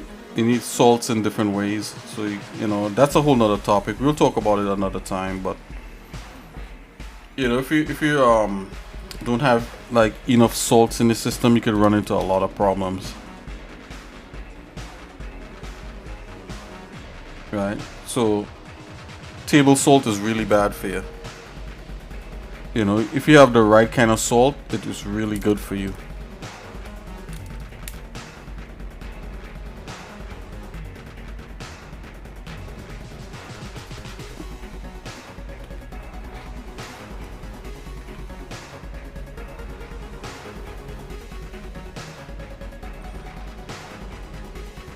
Oh, 2 liters a day of water.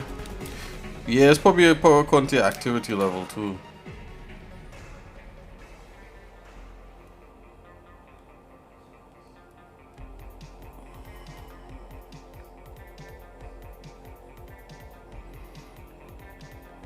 Dude, guys, check this out. So like, I think I just have the same playlist playing over and over.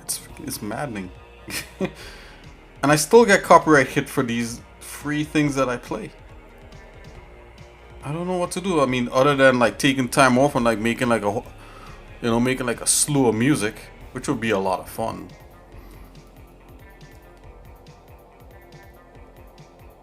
But you guys wouldn't see me like in the next 4 or 5 months. Maybe that's what needs to happen, you know. Maybe I need to take time off and actually like do all the emojis that need to happen and music, and probably do the enemy AI and then come back, maybe. But I mean, why not just show art, right?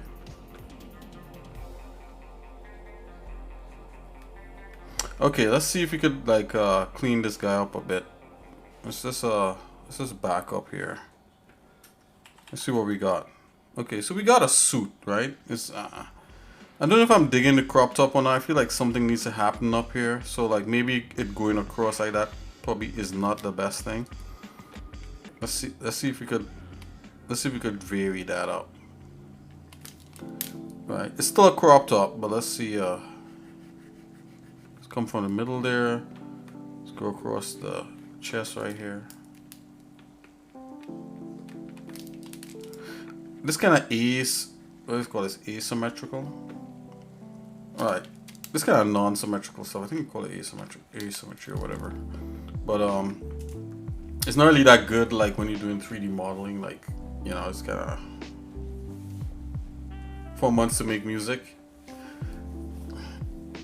Yeah, man, I'm talking about like a slew of music. Like, I know I at least got like one full like crazy hardcore rock album in me, like to do. Like, I feel like I could do one, not now, but at some point, God willing, God spare life. You know, we never know what next day would bring. You know, we're not guaranteed to be here all the time, but let's just say, you know, like, you know, I got the time to do it. Yeah, I would love to, you know, to do a rock album and maybe a score, maybe some kind of classical scoring. You know, maybe when I say this, guys, I'm talking about like just me attempting that stuff, right? I'm not like, oh yeah, let me write, you know, like, no. Let me write like, you know, a symphony or something. Like, no. I'm probably just like you, just wanting to try different things to see if they work.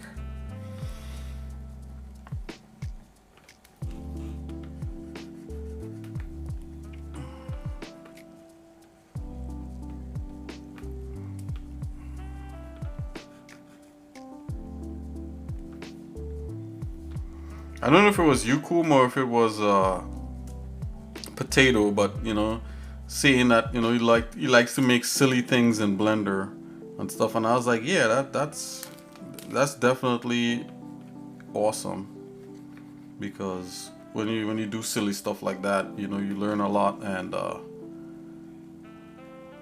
you know, you get good after a point.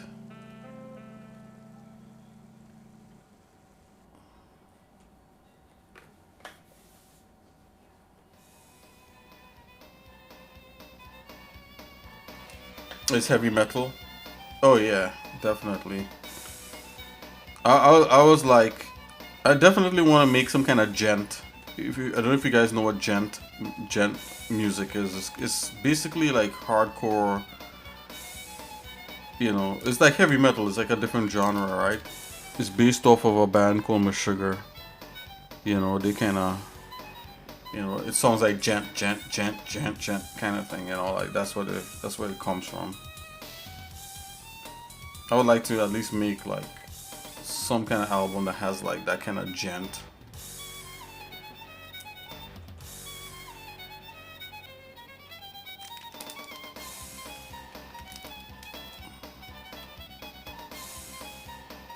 I think I tried to get free gent music on here, but I don't think it's possible.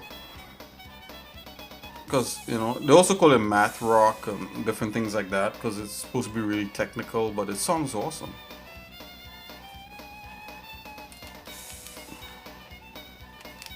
Maybe like a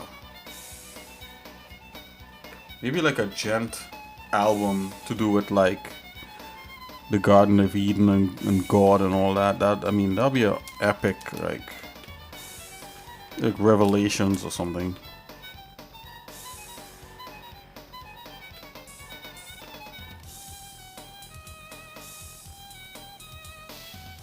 I'm totally into all kinds of experimentation like that. Like, I know some guys were like, not some guys, but I know some scientists was like recording the patterns of like pulsars in space or whatever it is. I mean, I don't want to go into too much, but I don't really believe in space, but I don't want to go into that right now. But the thing is, you know, we'll see. You know, I shouldn't have said that, but anyways, they were recording pulsars from space or whatever, and they come up with these patterns and stuff, and I was like, that's so cool, you know, to like see a star and be able to get like whatever frequency. I don't know how to get the frequencies, but they get the frequencies and then the frequency of the star, and then like I was like, man, you could take that and you could probably use that as like a drum pattern or some kind of music, something, and that'll probably kick butt.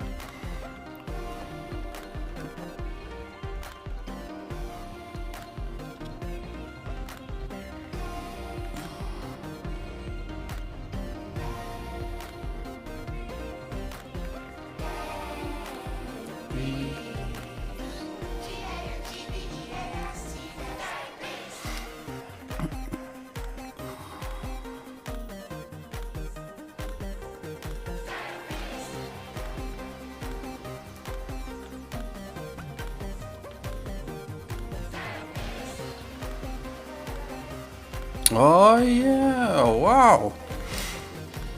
Need to get a true RPM or iron, the RNGs. That is cool.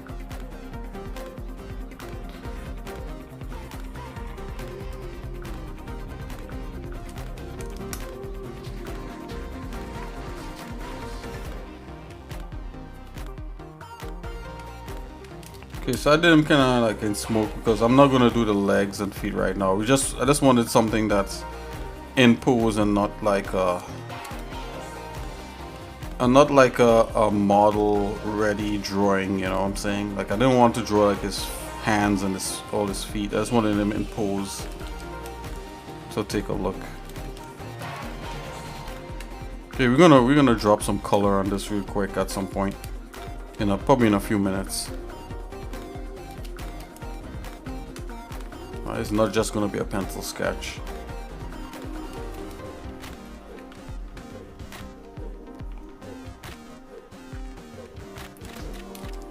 There's a couple little tricks, or little things, you could do to make a drawing look complete or feel cool or whatever it is.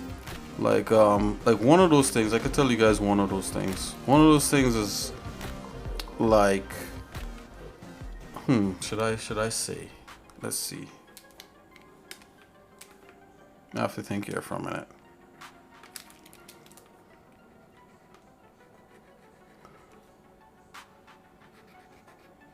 Okay, so one of those things, if you want a drawing to look good or complete or like really enamored, this is what I found. This is not like something I got from art school or anything, even though I think art school might actually teach this kind of stuff like in art class or whatever, but this is what I've observed over so many years, right?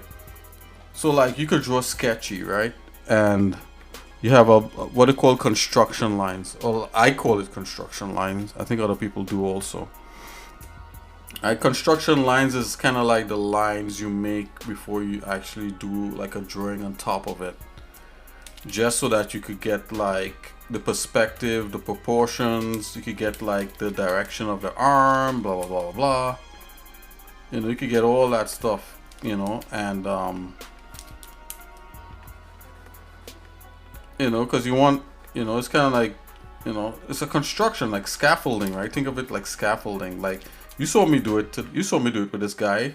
You saw me do it with his shoulders. Like I drew a line like across his shoulders because, his shoulders are somewhat level, or at least his shoulder could be somewhat level in here to some degree. So I did a line across, like when you're drawing a face, like I draw like I split the oval in half according to which way he's looking, and then draw like his brow line and all that. So these things are construction lines. So in a sketch, what makes a sketch is, or look sketchy, is the presence of those lines, right? So if you find like your drawing looks very sketchy and you're trying to bring it to some kind of like completed look, just get rid of the construction lines. I don't know why I zoom in that close to that thing. What the?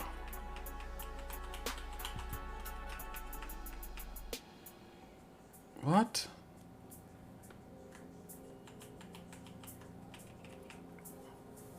I'm lost in the sea here. Hold on, guys.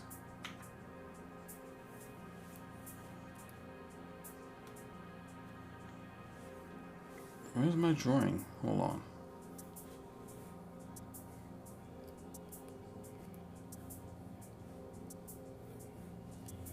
What? Oh, look at that. That was dangerous. I don't know what happened. I zoomed in somehow. Look like he has a cleft palate. Let's fix that. There you go. It's better.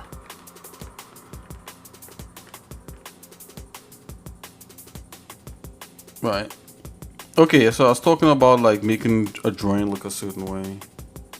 Well, let's see here. A random number based Oh yes, because all other methods are pseudo. Oh, okay, I got you. Yeah, that's cool.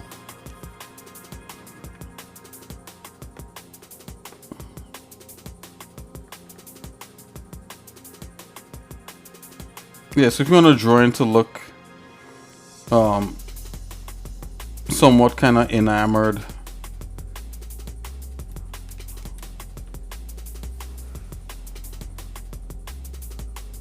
what?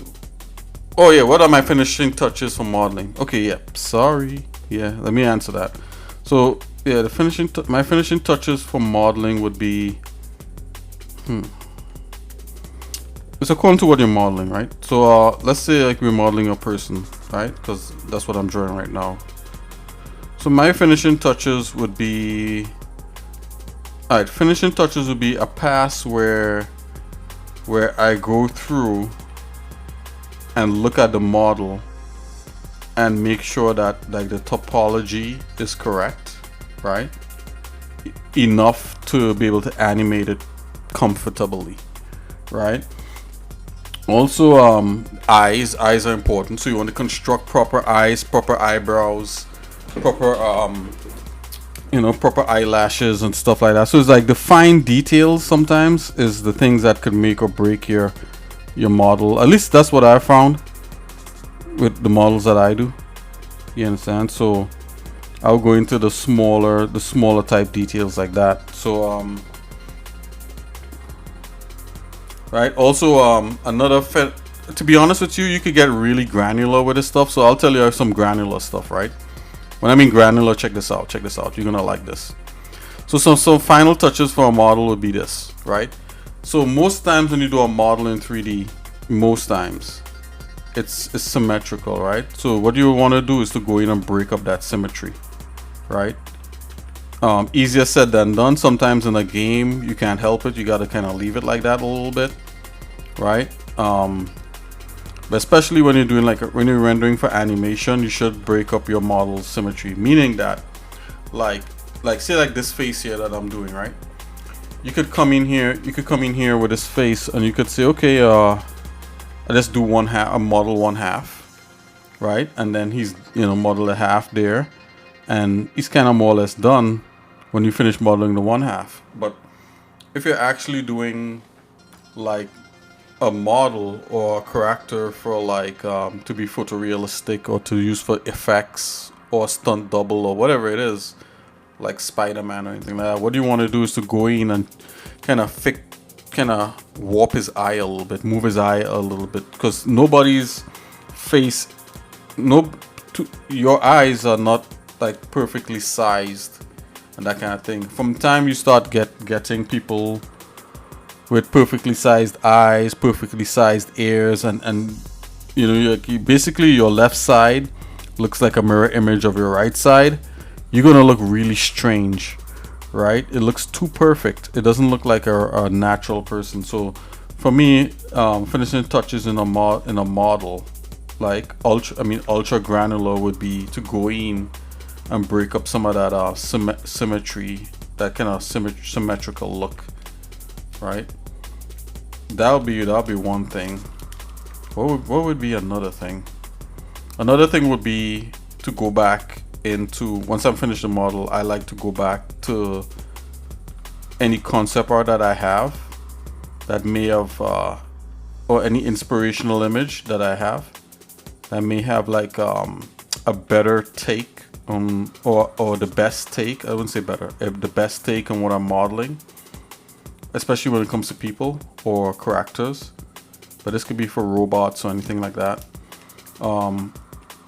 Go back on those things and take a look and compare your model to those things and see what worked and what didn't work. That'll be a finishing touch. And sometimes you may need to go back in and tweak things to get it to look a certain way, because sometimes when people do modeling in 3D and you work really hard and your model looks great and you feel like you're finished and you walk away, that's an important step, to be able to walk away, come back, and then look at it like with different eyes, as if like you didn't do it, and try to criticize it, and look for something in it to criticize. You know, if you don't see anything to criticize in your model, then you're probably not looking hard enough, I think. And that's something you want to practice, being able to criticize. No, don't be down on yourself and say, oh, you know, like this sucks and I'll never get good. You know, you could you could go that way too, but don't do that. Just look at it and say, hey, you know, next time I'm doing a model, but probably not this one, but another one, I'll try this different or try that different. That's all there is. So that's some of my finishing touches, me personally. Face is important. Hands is important. Make sure you get those somewhat correct. The size, finishing touches is the size of hands and size of the size of the head, right? People look, real human beings look pretty goofy. Like we normally have big heads and stuff, right? But yeah, but you know, if you could go in and get some of that goofiness into your model, that it looks realistic. You know, but that's if like you're going for realism. Yeah, so that'll be my finishing touches. It's more about observation and going in and tweaking based upon observation.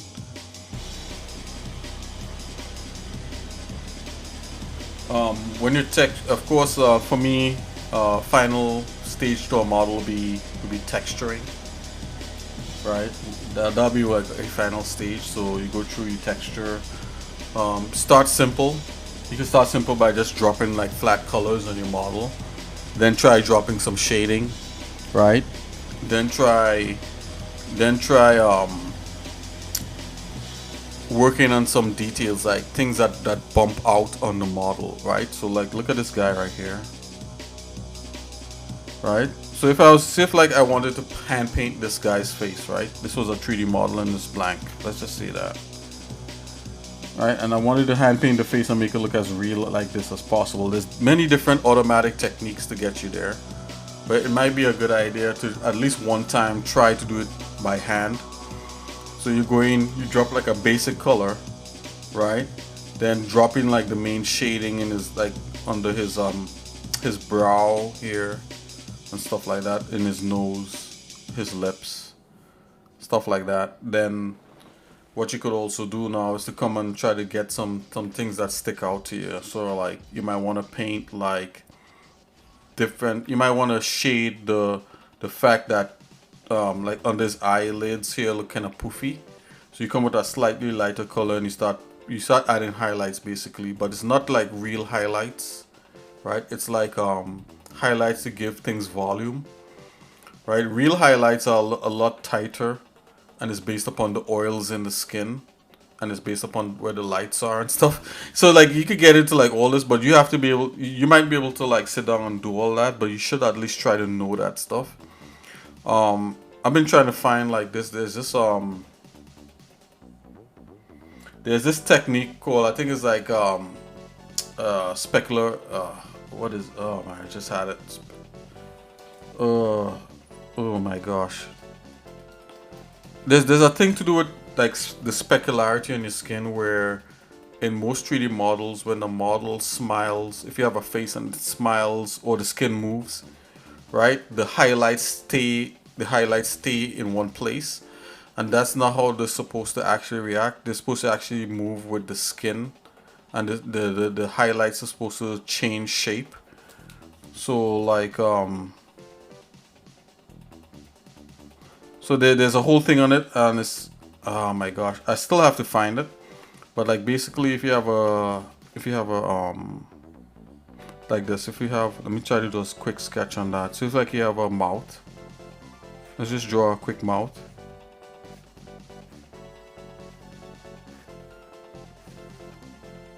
Oh my gosh, it's a fat lip. Okay. So it's like you have like a mouth like that, right? Or some lips like that. So you have some lips like that. Pretty sexy. Alright, so check this out. You have the lips, and you have like You know, like like you're lighting it, right? You're lighting it from this side, right? So the reflection, let's just say the highlights on this. Let's just say, right? I'm just using this as a quick example. Let's say the highlights are like this, right? The circular. Let's just say this is the highlights, right? Even though they're not, let's just say that. Those are the highlights, right? Now when the lips, and this is a new thing that they started doing in with 3D and shading of skin and all. This is a skin thing, right? That's why like Hulk looks so realistic in the newest Avengers, and certain like digital humans look more realistic now, because they're now doing this technique here where if the lips smile, right? So if the lip is like this, you get these circular highlights. Let's just say they're circular, but when it smiles like this, let's just say like she smiles or whatever it is, and it stretches. Oh my gosh, yeah. Let's just say the lips, let's just say it stretches like that. You know, let's just do it open. Let's do an open mouth. I'm making this harder than I probably should. Okay, so yeah, so like let's say like the mouth opens and it smiles. Of course the lip is gonna get a lot thinner because it's being stretched, right? Now just picture this but with skin, right? The highlights are actually supposed to stretch along with it, right? I'm just using a generalized thing, right? And it's something reflectance. Oh yeah, so it's like specular reflectance or something like that. There you go. So like it's supposed to conform with the model as the model deforms. That's it. There you go. So as the model deforms, these things supposed to go, and that what makes a human when they smile or when they're talking, makes them look more realistic than a CGI thing. I think some CGI things, even though that is happening or whatever it is, sometimes the highlights still stay circular or whatever, but in this instance it's being stretched with the deformation of the of the skin or whatever. But anyways, blah blah blah blah blah. Yeah, so I have to find it and I'll post it, but it's a thing that makes skin look realistic when animated and all that. Anyways, yeah, so let's go. Long answer again.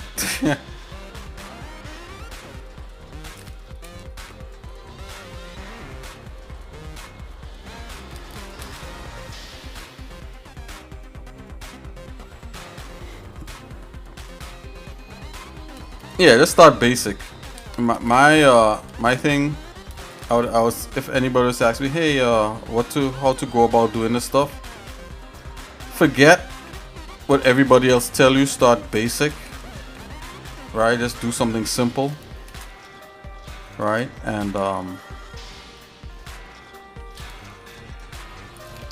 whatever it is you want to do, whether it be humans or cool robots, just keep filling your eyes and just keep filling your eyes with imagery like that, you know.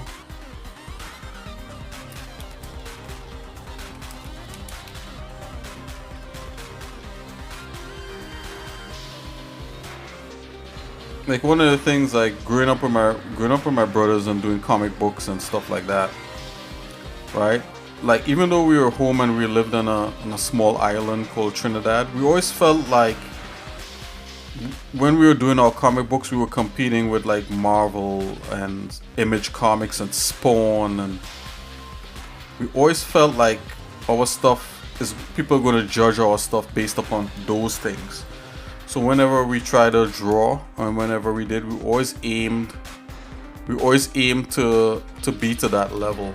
Like even when I was like 14 years old, like basically the way I draw now, like the way I draw is, I've been drawing like this since I was 14. Maybe some things got a little bit better and it's a little easier for me to do, but I try to get to like a high level with everything that I did. and I didn't throw away my drawings. I drew, well, eventually I threw away all the crap ones, eventually, but at first, I just started to, obviously I'm getting too fussy with the face now. Let's get out of here. Let's get out of here, hold on. Yeah, look at that. Yeah, I was getting too fussy there. Okay. Yeah, his face looks way too tight and stupid now. But, but it's all good. It's all good, guys. Where was I? Yeah, so, anyways, yeah, so I just tried to get to a certain level, like, really quickly. And, then there was a period where I stopped, where I stopped, drawing and just try learning about anatomy and stuff like that, you know.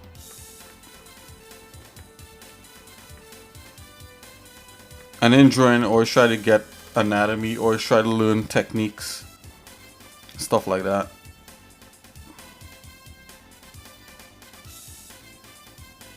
Yeah, his nose there is like crazy. Back away on that. Okay.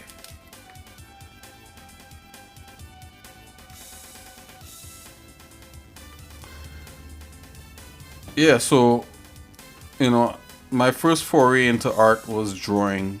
You know, that's how I got my first job, actually. You know, so my first job was, I worked in a television station. Well, it's a production house that used to do production for a television station. So the television station was upstairs, and we were like in the middle floor downstairs or whatever. And because, you know, I was drawing like this for like a long time, right? So by the time I reached by the time I was like 19 or something, you know, and those guys, you know, saw that back then. They're talking about like some years ago. You know, they were like, "Oh snap! Can you make that into a cartoon?" And I was like an animation. And I was like, guys, you have to remember, I had a choice, right? I had a choice with my first job there. So I kind of hate myself for wanting to make human, because I love modeling buildings. So it's so fun, and modeling human anatomy cell. Yeah, absolutely, right? Absolutely. I 100% agree with you, Koom. Most of my modeling, look at if you go back to like some of the videos and just kind of scrub through them real quick on YouTube. Most of my modeling is actually modeling like level design and buildings, because once you start that, it's like it's addictive. You know why? You know why I did a lot of that? Because that was one of my weak points. I did so much character design and so much human drawing and all that. Not actually modeling them, but just focusing so much on humans. And because I came from a comic book background, and that's basically when you open a comic book, that's what you see is anatomy, right? Or action poses or figures or whatever. I was like, I did all these comics, and I didn't like my backgrounds. I wish my backgrounds were better. Even though, looking back now, my backgrounds weren't that bad. Maybe because like I knew I was lacking in them, and I tried to overcompensate with it. But yeah, I totally agree with you. Doing humans could be very uncomfortable. If you want to do humans, you have to first learn how to observe humans, and that's hard. It's not hard, it's just it takes time. You just have to be able to watch people. Like, I watch people, right? And you know, people might think I'm weird and stuff, you know, but you gotta observe a human being. You gotta know what makes a drawing, when you do a drawing, what makes it look like a human. You know, it's the small things, right? Like, I got obsessed. There's certain things in my drawing that I obsess over, you know. And don't listen to other people out there, Koom. They're gonna tell you I obsess over feet. You know, I'm a foot guy. So don't listen to them. That's not true. It might be somewhat true, but I obsess over certain things in my drawing because I like to observe those things. I like to observe feet. Nick, we're kind of like okay. Anyways, So check this out, right? So yeah, so like you have to be able to observe human beings, and I like to watch humans. Yeah, it's like basically I remember what I was doing. I was modeling one of the girls, and because like the suit incorporates their toes in there, somebody was like, "Oh yeah, I could tell you have a foot fetish." And I was like, "Yeah, or whatever," you know. Anyways, Anywho's moving along. So I obsess over certain things, right? So I obsess over like small things like knuckles, hands, and this is just me. Elbows, like creases of stuff. Like if you look at my drawings, I really try to get into that.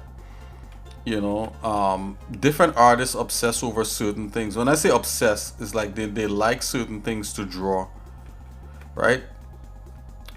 Like some artists, they like to draw the skeletal structure, right? So when you look at their drawing, like you're gonna see like bones and stuff popping out, right? You're gonna see like you know the figures are gonna be more like that. Some people obsess over muscles, right? So like most of the things are gonna look very musculature. So I like to kind of bob and weave between the both. I like some skeletal stuff and some fleshy stuff.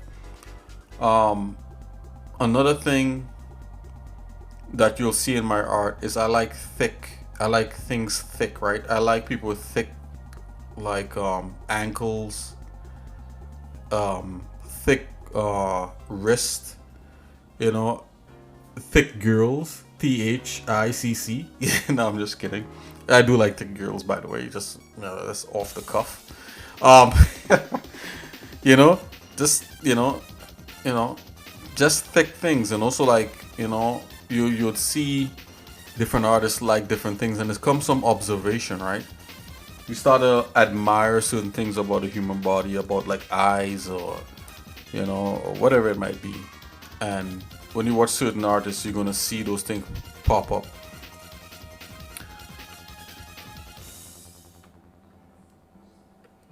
No, I've always been like that, right? And I think like I used to follow this. I used to always be like that. So like I always drew those kinds of things in my art, right? But what happened is that I stumbled upon another artist. So as an artist, as somebody who's drawing, you're gonna start admiring. See, like I removed that thing there, and his face looked much more babyish. Yeah, let's bring a little bit of that in there. Okay. So like, one thing that happens is that you start admiring other artists, because they might be drawing things that you like, or they might have a certain skill of drawing something that you like. And one of those guys for me was, and I'll say was, not anymore, right? But you look up this guy, and when you look up this artist, don't think I'm a freak or anything like that, right? But I admire his art, because he was a comic book guy. I don't agree with everything that he draws or his philosophies about certain things, but I love his art style, right? So this guy is called Robert Crumb, right? If you look up R Crumb, you'd kind of get an idea of where some of my sensibilities come from. Another guy who was a big influence on me is another comic book artist called Sam Keith.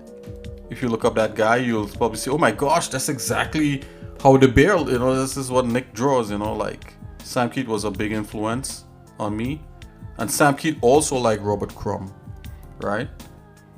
So some of these guys, the way that they draw and the way that they go about things. I like a lot of comic book artists. There's a few concept artists that I like. We could always get into that some other time.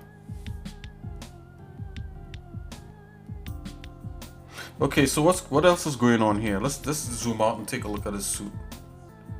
So let's go. I'm gonna go ahead and save. So I'll say this suit is a lot better. The only thing I don't like in this is like the chest part. So all of a sudden I want to do this crop top. And look Look how stupid it looks with this undulating waveform thing. I think I'm gonna raise this. All right, let's fix this.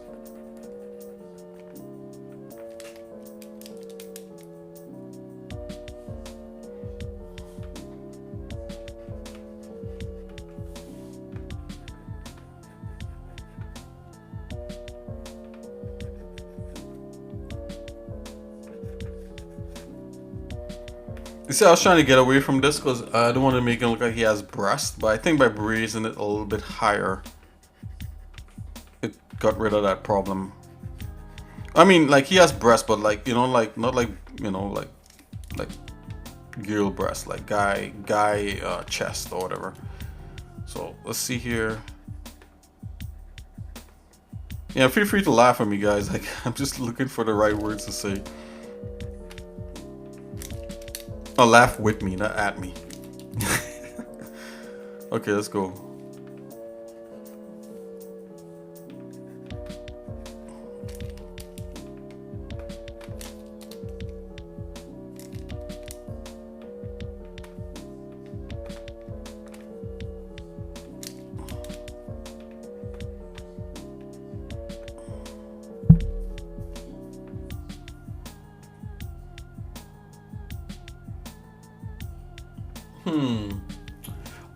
For making an elbow, you need it for your armor.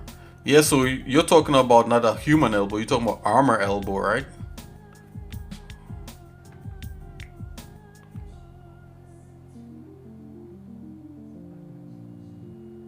Oh, okay. Why does this look whole on here? You know, that's not bad. I'm gonna stick with this. I'm gonna stick with this, guys. I'm sorry if it looks weird, but we can't be. It's gonna drive me nuts if I. So for armor elbow, yeah, because you try to just extrude and rotate. Yeah, so elbows. You know what? Check this out. You know, yet another. Do you want a better? Do you want me to just answer you straight on, or do you want me to give you like an answer that could actually solve a lot of problems? Which one? You want a simple one or solve a lot of problems answer?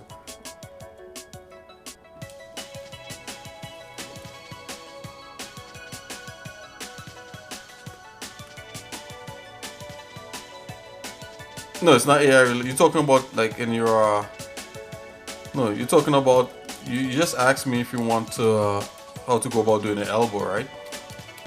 All right, let me give you a straight answer, and then I'll tell you the answer that helped me with a lot of that stuff. Okay, so check this out. I'll give you a straight answer. So to do an elbow, just start with a regular box, right? And rotate the box, right? Rotate the box to where the elbow is, right? And then embed the box into the where the elbow should be, right? And then skew the box. So you're doing this. So check this out. Let me draw one here. So in Blender, this is what you're gonna do. So say like say like this is your arm here, right? So that's your arm, right?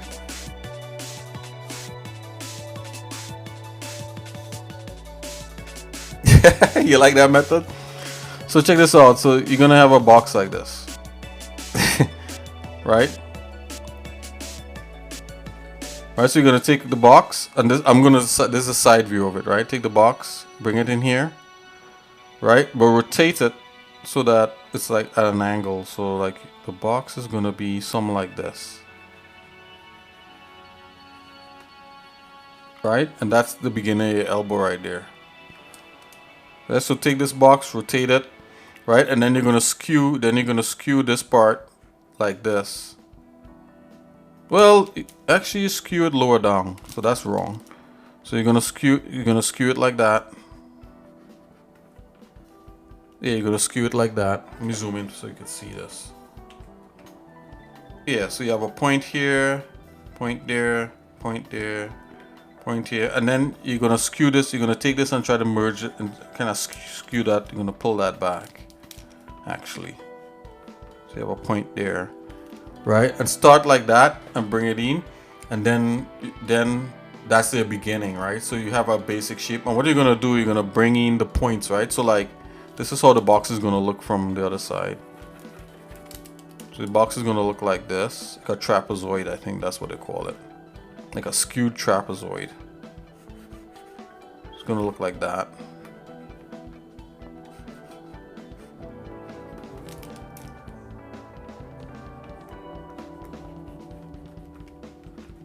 And the reason why I say do it like this, because I think your elbow is where the two bones meet. So like you have a bone coming here, right? And then you have a bone coming here, right? And the flesh kind of covers it. And I think you have like a, well, you can look at bone things or whatever. So, but the reason why I say that is like you want the elbow. Let me see here. Hold on. You want the elbow to mostly live with this bone here. You want the elbow to live with that bone. I think that's what it is. So it leads. So you want it to live with this bone here, right? Not with this one, right? So if that's the case, then you imagine this bone jutting out this way, right? Rather than being inside, and it will actually push. And then that leads into that. So what happens here? So I'll show you what happens, right? Check this out. So that's how you screw in the box like that, right? So it's more skewed towards this way here, right? And this term. So if you look at your own hands, look at your own elbow kinda, and what happens when you have it like this? This is what happens. This bicep goes like this. Then the other, but so you have like that going on there, right? And then this you could skew that out and kind of terminate that there. But here wants to be longer, and then here's shorter. Here's shorter, right? Short, and then here's long.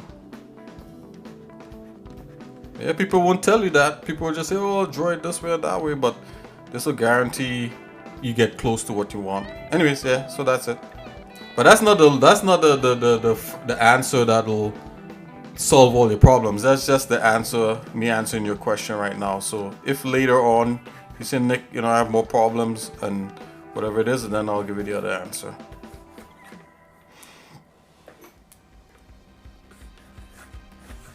At least that's what I found.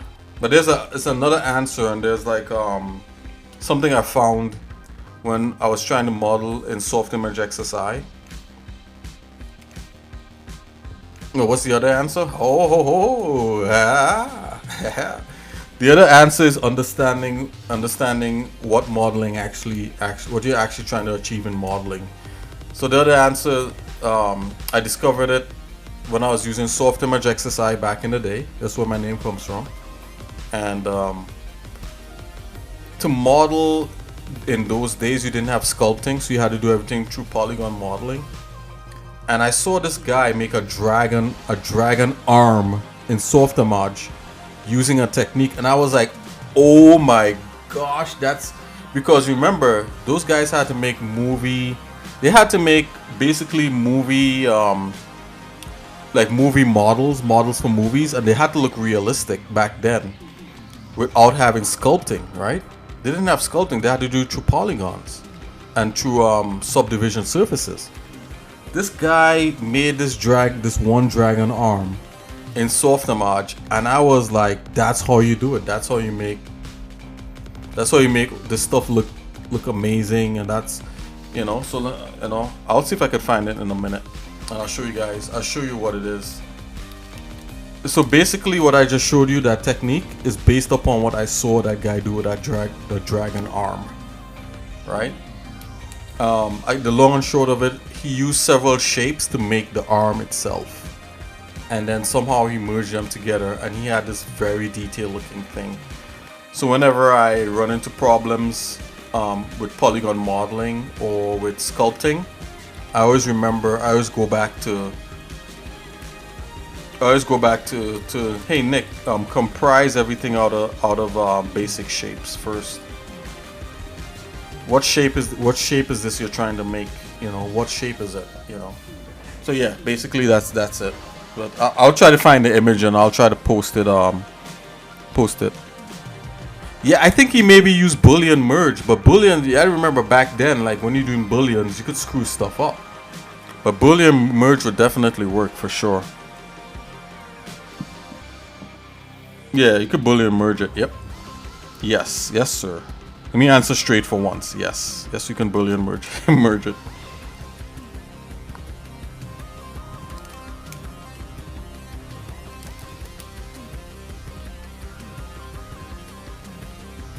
So even when I'm making stuff like this, like when I'm sketching, I like, what shape am I actually trying to make?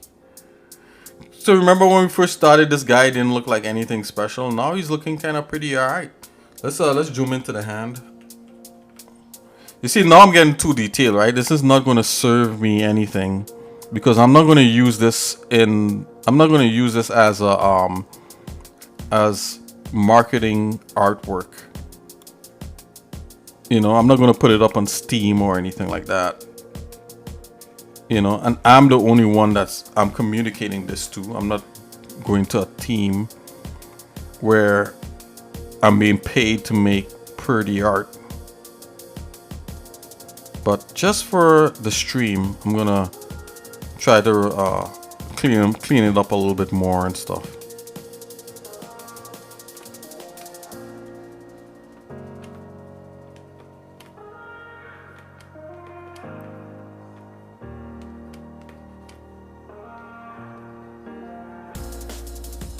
Oh yeah, so I think I was about to say several things and I stopped in the middle of it.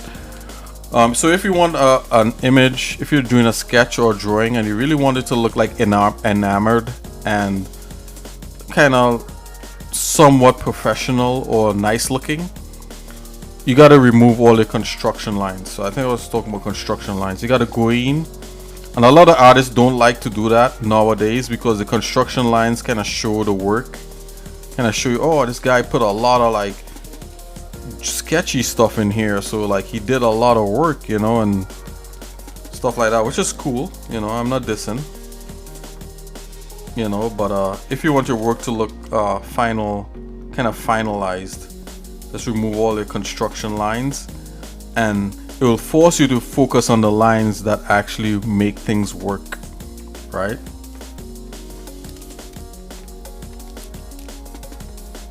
Right, so like I have to decide, well, if I'm erasing this line, then this other line is what I actually want, right?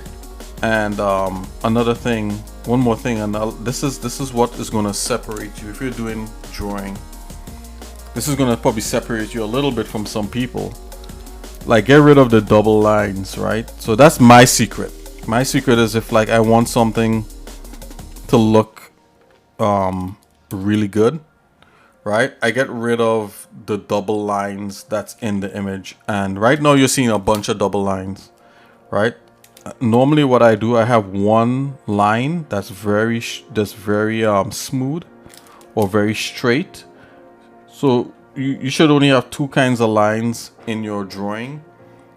You should have either a perfectly straight line or a smooth curve line, completely smooth curve.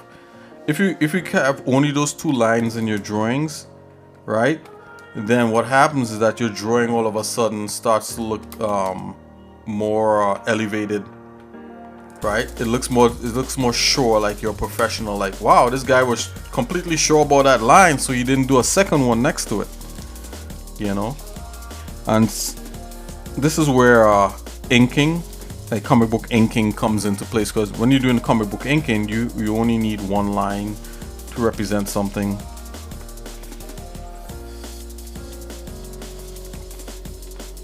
So that's kind of what I'm trying to do here, right? I'm erasing all these little sketchy things in some areas, not all areas. And from the time I do that, then all of a sudden the drawing looks really tight, right? which I'm not, and I'm trying not to get too tight, so I'm leaving some of the sketchy lines in here. Right now I'm kind of wasting time because I already got the suit design, right? Because remember, you're doing utilitarian, utility concept art, not frou-frou fancy concept art or final, not finalized concept art. I said frou-frou, that's just a joke. But so like, anyways, yeah, so we're not doing final concept art, we're doing utilitarian concept art, where when we go to model in Blender or we go to sculpt in 3D Code, we know exactly what we're going to do, and we know that we have room for some leeway.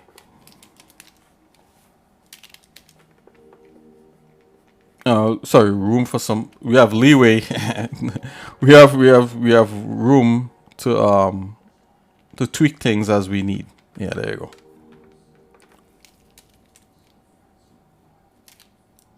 Okay, I really focusing on trying to. You see, look how tight that looks, right? There's like definite lines and stuff. So let's just clean up here.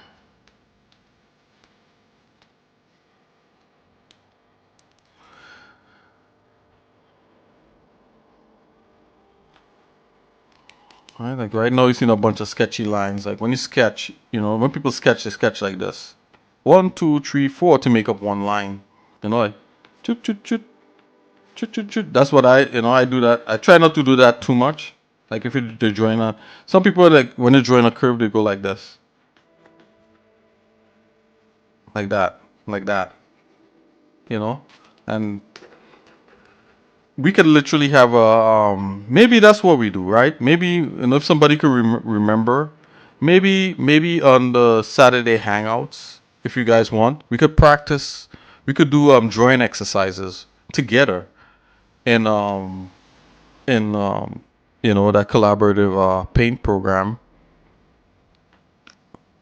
that we use, right? So maybe we do this. Maybe, and what I mean by that, we'll do exercises like where you exercise how to draw a curve like this, or draw a straight line like that. But that's not straight, right? So you keep practicing like that, that, that. Let's try to draw a straight line. I'm on my Wacom. I'm better on pencil and paper, by the way, or pen and paper. That, and this. Those have to be equal, parallel. You can that, that, that. Maybe we have a stream where we just do stuff like that. Would you guys like that? And we do like curves like this. Oh, can you make a curve parallel? Can you curve like? Can you draw a perfect circle? Ah, that's really hard. Oh, that guy's kind of nice. Doing perfect circles are hard. He got a mouse? No excuses, sir. No, you're right. But you can always have a piece of paper on the side and a pen. But how about those are exercises. How about diagonal lines like this? And you try to make them equal apart like that. Like where they are here, you try to make them equal. Right? You try to make this equal.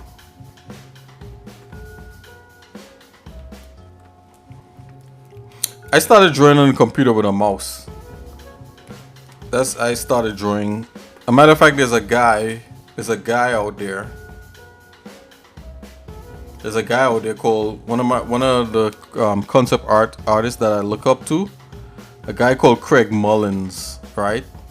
Look up Craig Mullins. He started doing concept art on the computer in Photoshop using a mouse. And if you look at some of his work, it'll blow your mind. You'll be like, oh my gosh, how did he do that? Granted, later on he moved to a Wacom because dude, like drawing it with a mouse is like drawing with a brick. But you could do it. I think I came on here drawing. Alright, this is me drawing with a mouse now. Let's try that same thing. Nuts. The mouse might be kind of accurate when it comes to just lines. Yeah, that's not very good. Let's draw a circle. Yeah, the mouse mightn't be too bad. I should try drawing something with a mouse, like drawing a character with a mouse or something. Cool, you just gave me a challenge. Let's all meet and draw with mice.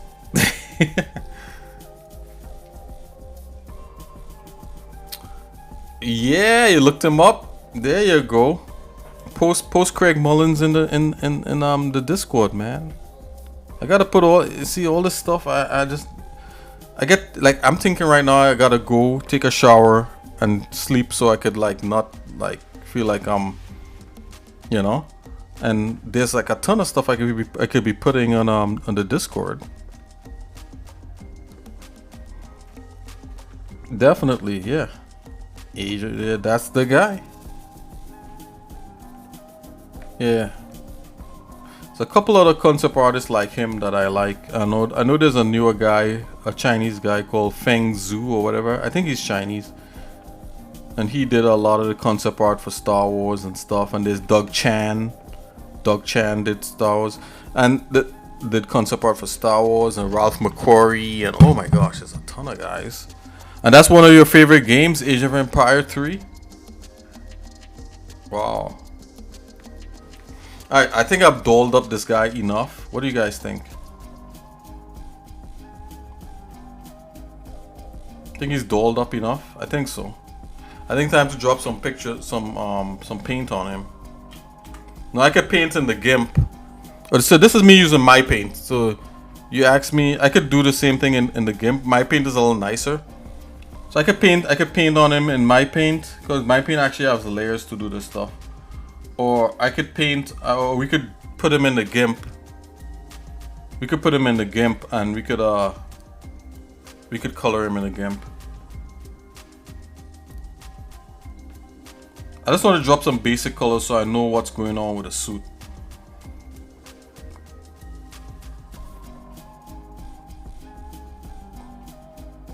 Now let's look at the concept. Did any of this concept art did I steal anything from this concept art to add to my suit? Not really. But you know what, having something so cool right here actually made me feel like that's the level I should go to, you know? That's the good thing about having concept art and stuff. Oh look, they have like wrinkles and stuff. Oh, you know what I didn't do? I didn't do seams, right? So let's do seams. Let's do the top part here, like cloth. Let's just say the top part of his body is cloth. Let's just say that. So if it's cloth, then what I'm gonna do, I'm gonna run. Oh, this is see, that's a shape. Okay, so let's come here. Let's do that. Run this straight like so, and let's come across like so.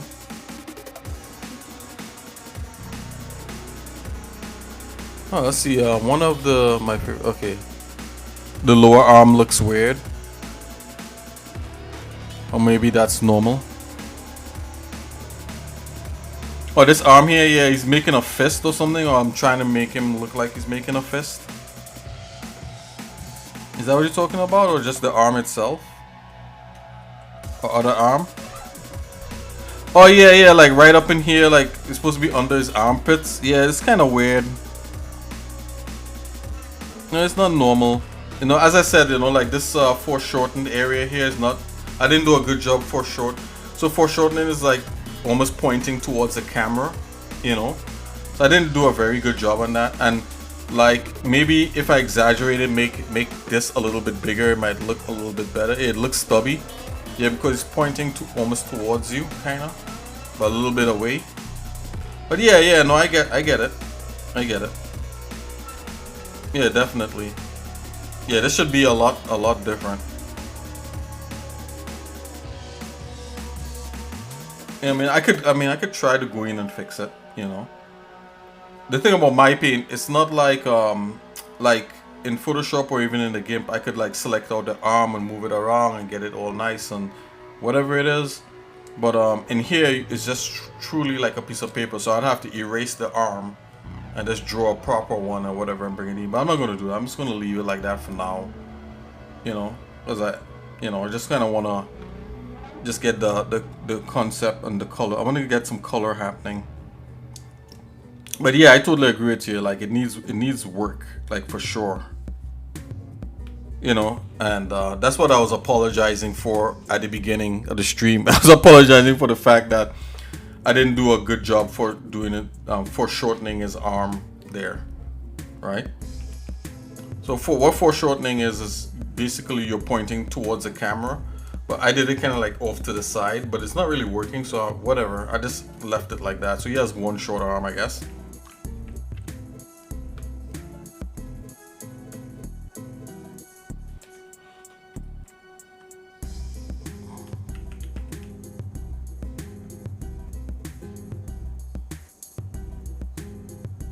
But the fact that you notice that shows that you have the eye for making good art. So, it's more about observation, right?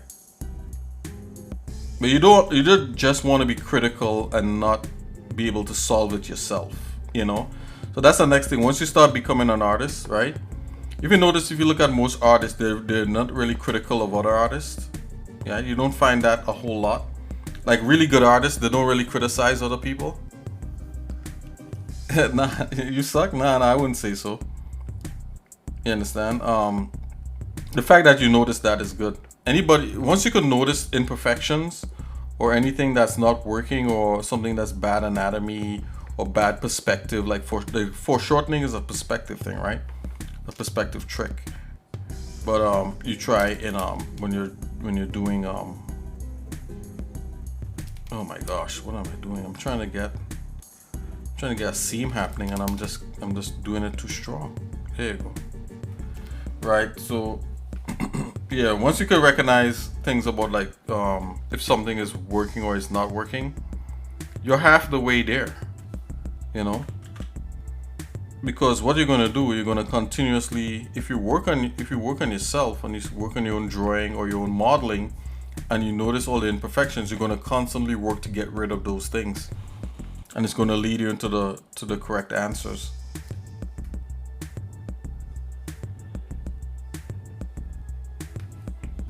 That's where some of the best artists in Hollywood and some of the best Hollywood special effects supervisors, people always want them because they're good at observing reality. And no matter what the render technology is or the deadline or even the budget, they could still pull off, a lot of those guys could still pull off really good special effects. And because of that, you find like a lot of directors and a lot of studios want to work with them, because they're like, what, if we bring this guy on board, it's at least going to look decent. Right? He doesn't need the newest and greatest. He just has a good eye for what works. And that's the valuable thing.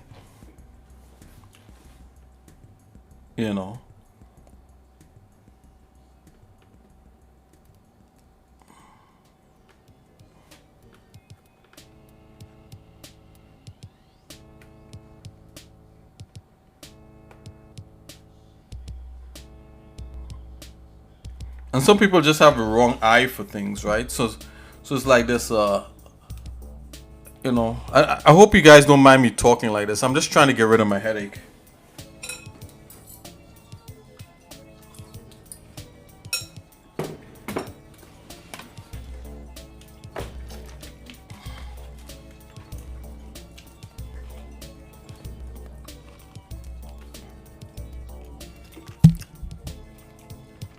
I think I'm starting to feel a lot better.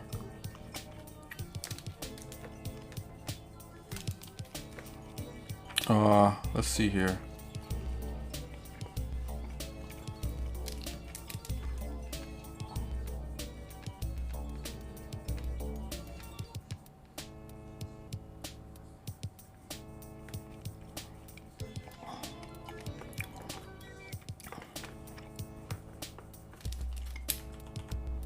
Okay, so I just did like this things like I obsess over is things like if it's cloth, there should be seams, like things like that. I just add a seam right there.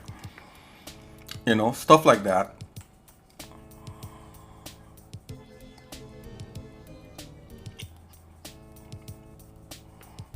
Did I get any element of this in there? I don't think so. This is like laced. You know, this is like some laced pull things.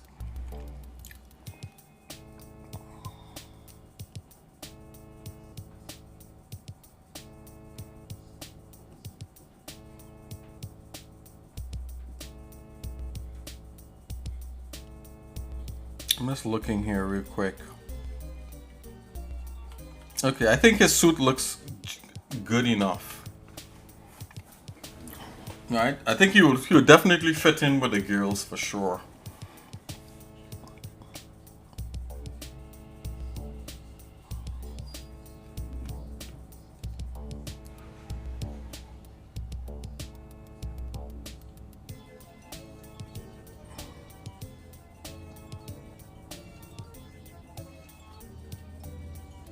I don't think I have anything circular, like, you know, maybe you could have like a circular thing.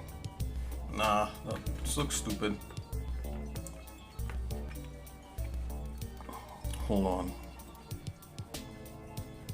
I know there's a small, let's do a tinier shape, right? So like, things like this is what makes things like, if you do something like this, let's do this as like a square shape.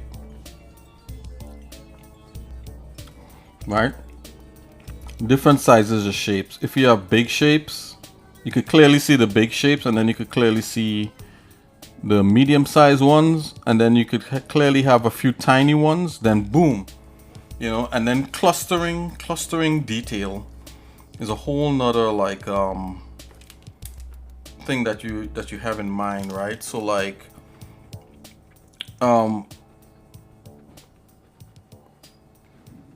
what do I mean by clustering details? Like,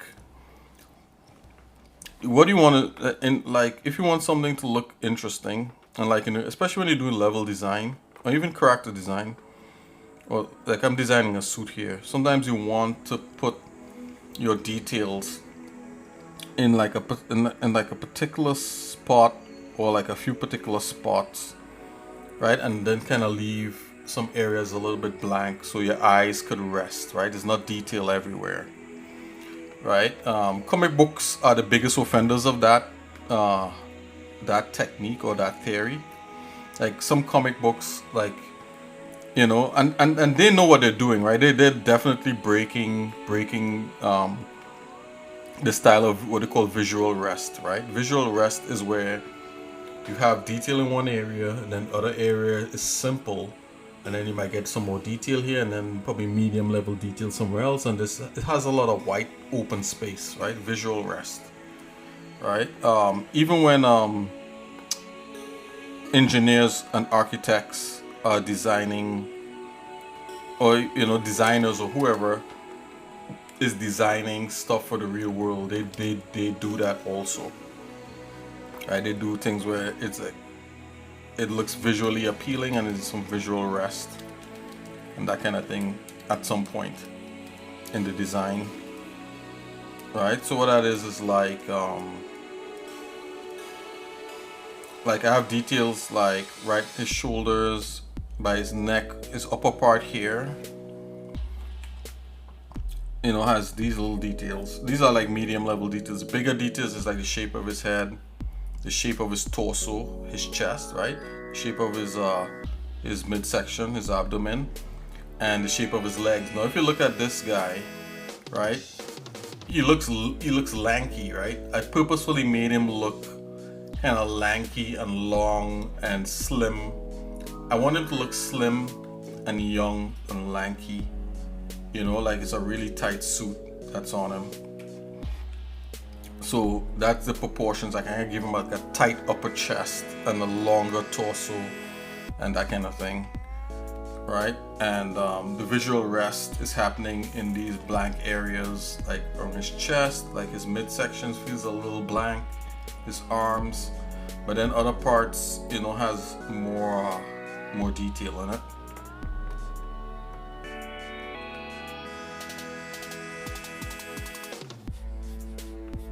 There's some level of visual rest in here. If you want to know more about that, there's a guy, I think I linked on the Discord.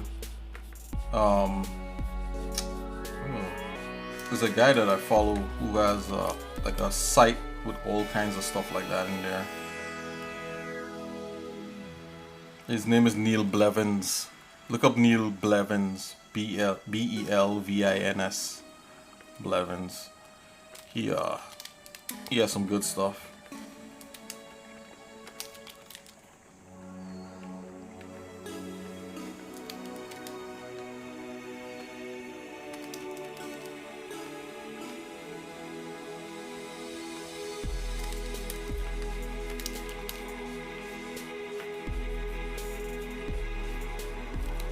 I really look up to other artists, guys. Like, you know, I'm not no authority in like art and that kind of thing, but I really look up to like other artists who work on movies and, you know, and their own personal projects, or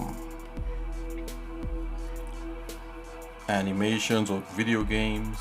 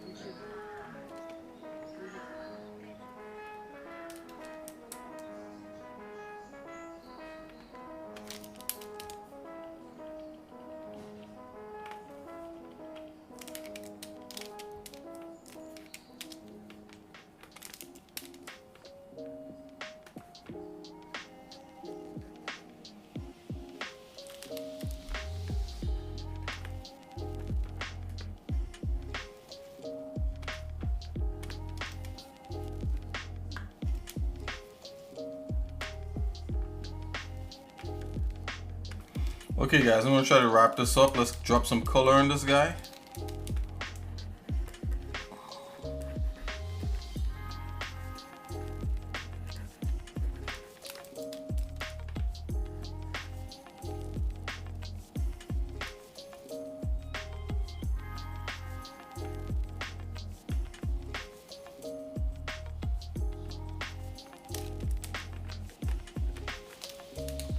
Guys, back over here.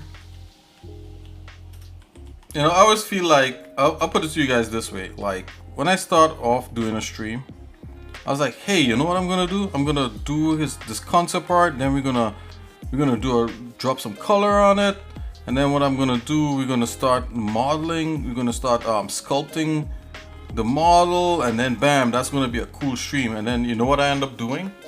I end up just drawing it and dropping some flat color, and then that's the entire stream. And then the next day I'll probably be putting it in and probably doing a basic, you know, thing. It's always like, I always see myself doing a lot more within a stream. You know, I'm sorry, that's just, you know, I try to do that. Try to do a lot more. You know, and one day I'm gonna get there. One day you're gonna come on the stream and you're gonna see me moving really quick like a speed modeling thing, and you're gonna be like, oh, finally, you're like, rather than like 4 hours of streaming, it's gonna be just half an hour and he's done.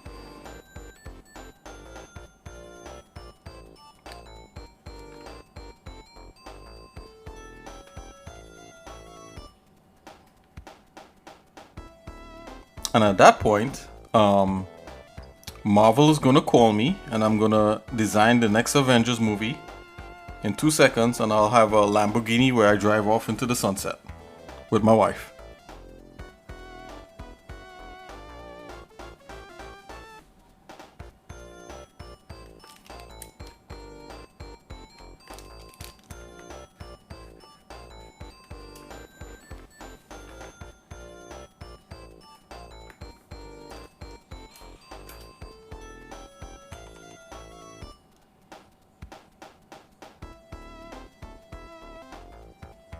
See, his face looks too thing now, but we could probably, and like his neck is too long, so right, so we could just bring this into the Gimp. I'll do some small adjustments, see if I can make the arm bigger, a little more into the thing, and that's it. We will just drop some color. I shouldn't even do that. We should just be dropping color on this. Okay, so let's do that.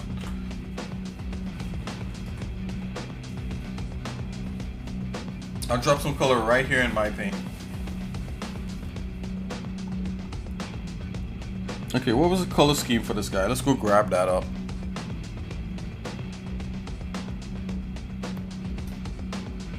Let's close this.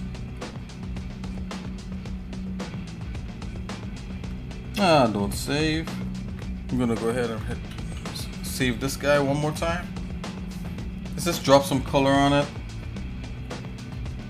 Alright, and call that a stream. So I'm gonna go here, make a new layer.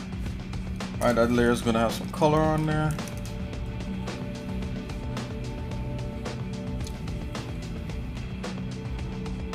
Oh, it's like this layer's called pigment. That's interesting.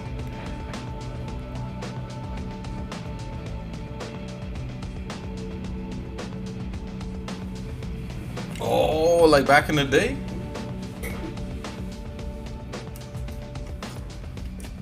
If I could set up scripts in Discord to do it, yeah. I think that would be a cool idea.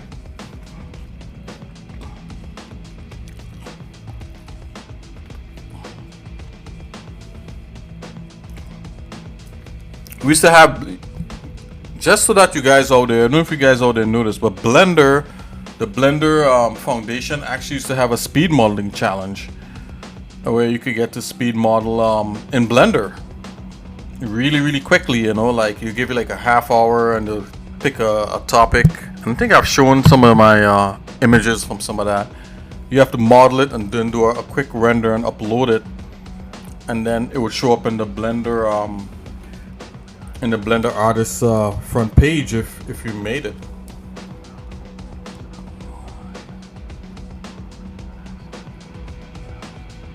Okay, I'm gonna drop a basic back color here, so that'll be like a gray. So I'm gonna go True Concept RD on this. Oh, that's a mess. Put this up there. Some pigment. Oh, wait a minute. Would pigment work on this? Hold on. Let's see what this does. Let's pick this knife. I like this. Hold on. Oh yeah, and you could flip in here just so that you can see if your stuff is working. Like, we know the hand is not working 100%, but whatever.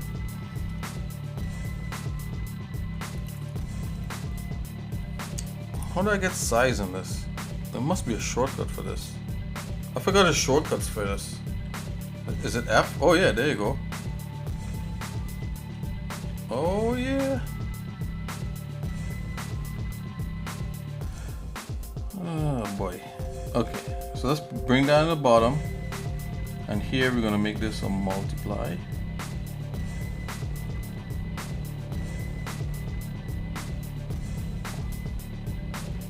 There we go. Just lock this layer.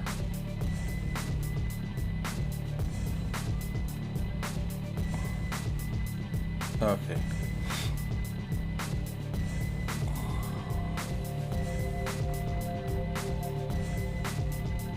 All right, let's go ahead and drop a.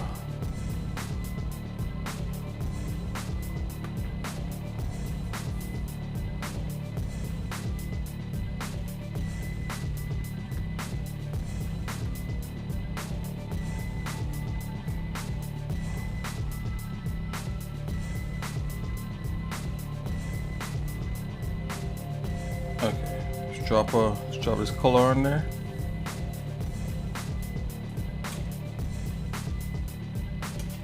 There we go.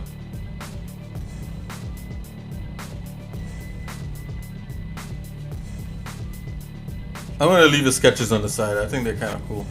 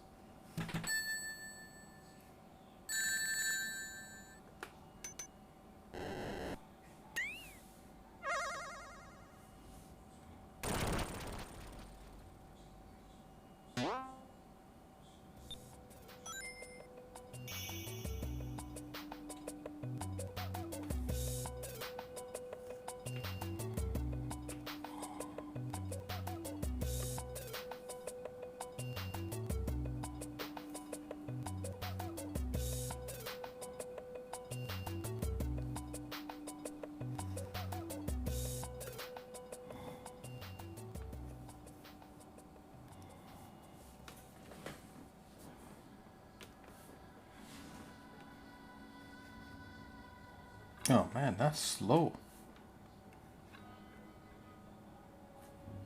Yeah, it's just trying to do it like real paint. Hold on here.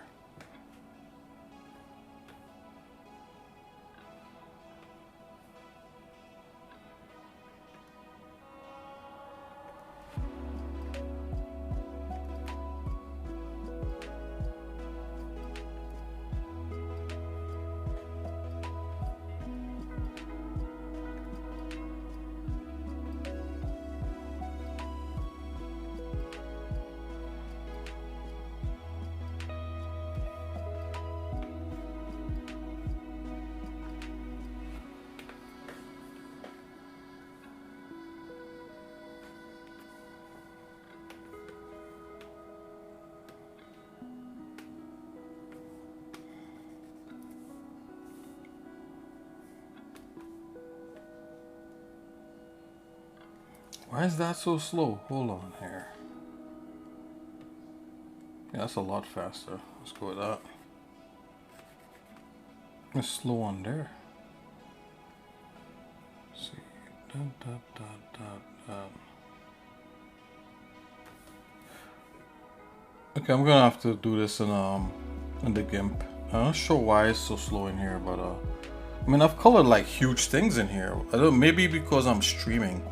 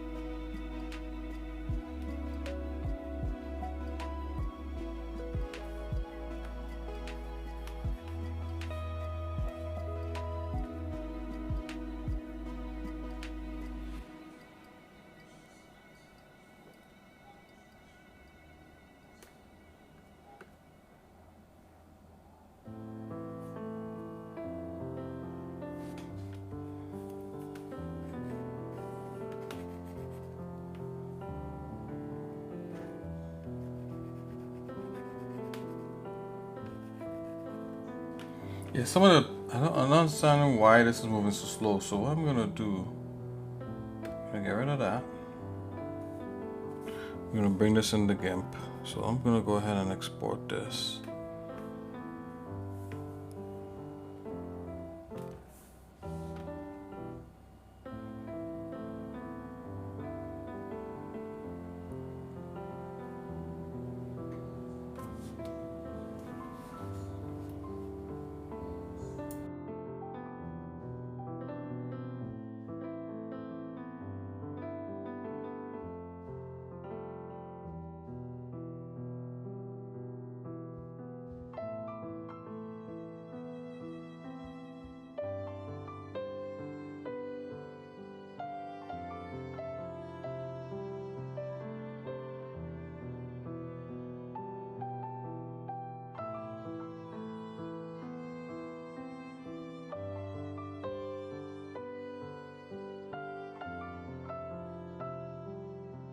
Oh. I'm always suspect of some of this stuff, like this weird stuff that happens sometimes. Force quit, whatever. Okay. So just so that you guys know, we only have one version of that. So let's see if it's still around. Okay. You know why it's like, ugh, oh, I gotta save.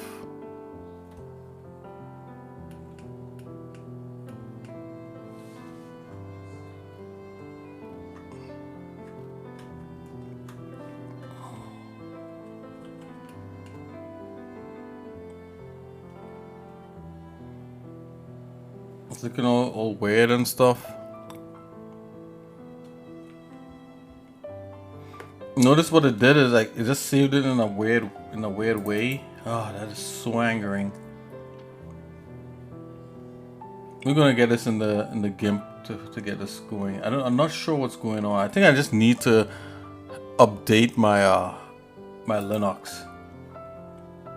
I mean, I shouldn't be doing anything, but I think I did so much like half installed stuff in there that it's just messed things up.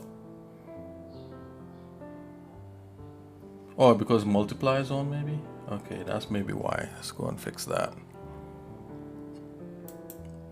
Go back to pigment. Oh, that may be why. Let me see something. Hold on.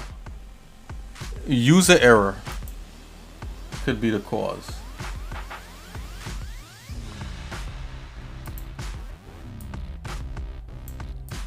It's a little faster. I mean, this image is huge, dude. I mean, this image has no right to be this huge.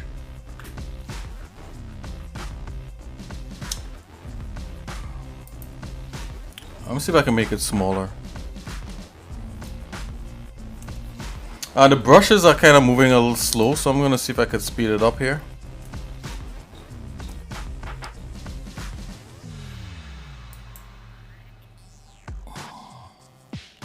I'm gonna save this guy out to yeah, you could do JPEG, and this is colored in the Gimp. It's all good. Let's keep it moving. There you go, JPEG 2 seconds. It's so big that the JPEG should be able to work. So okay, I'm gonna open up the Gimp.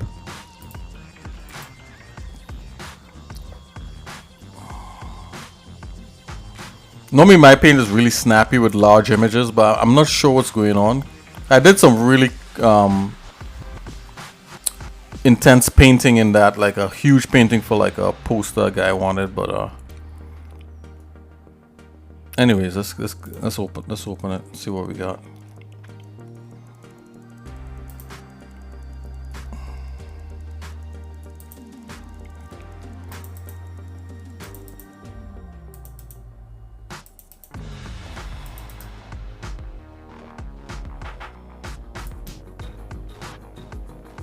Okay, here it is in yeah, this is a huge image. Nothing that the Gimp can't handle.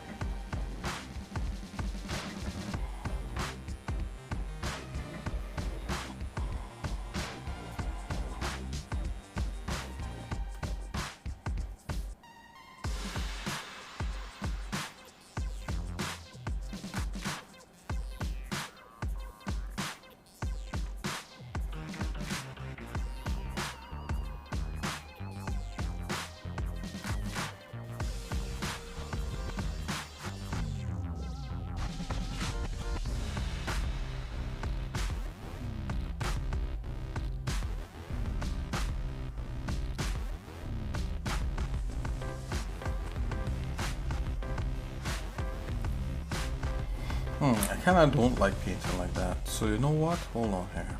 Let me think here for a minute.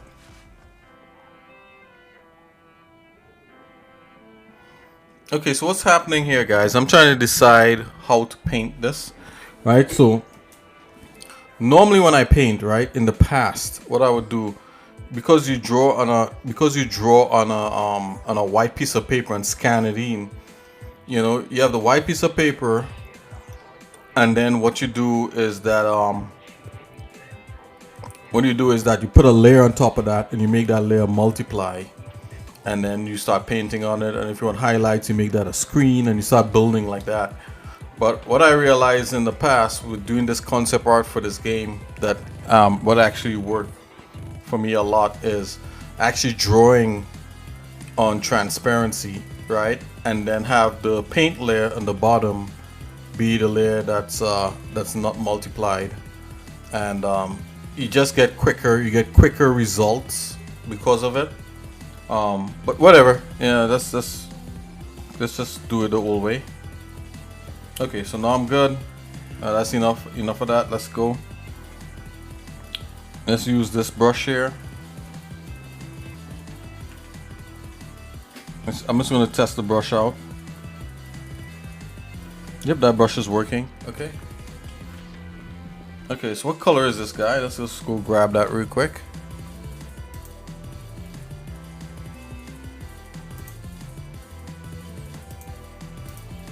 We did do a small color study at the beginning.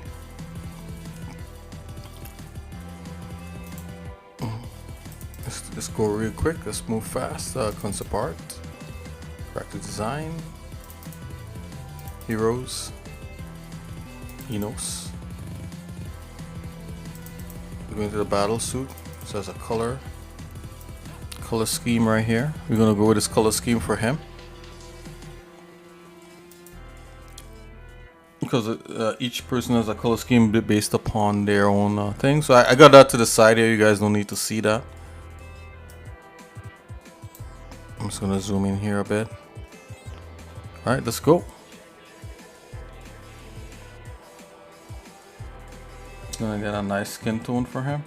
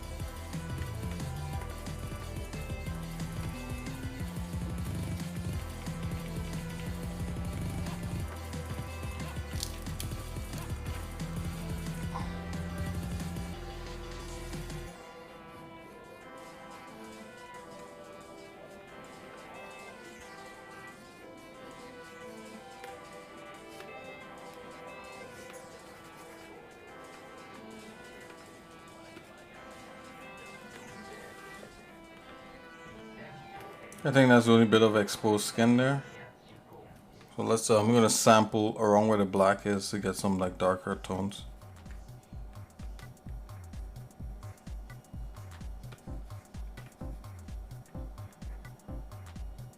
Wait a minute, I'm gonna make sure sample is merged.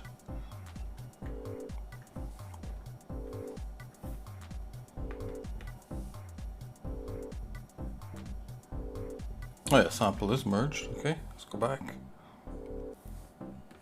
Yeah, there we go.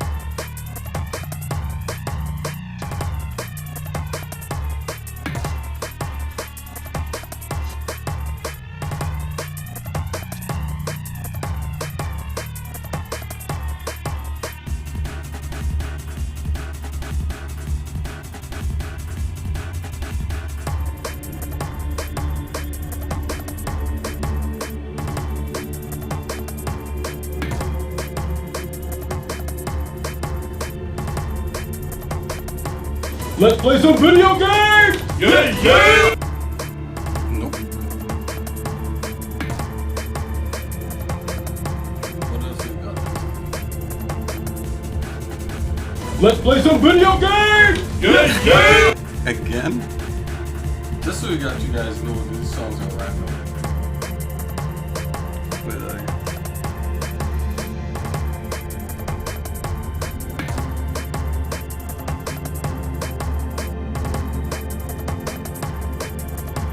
Let's play some video games! Yeah, yeah! What? Really? These are random songs that is like 3 times in a row. Let's play video games? No way. How interesting. Just look at that. Okay, there you go.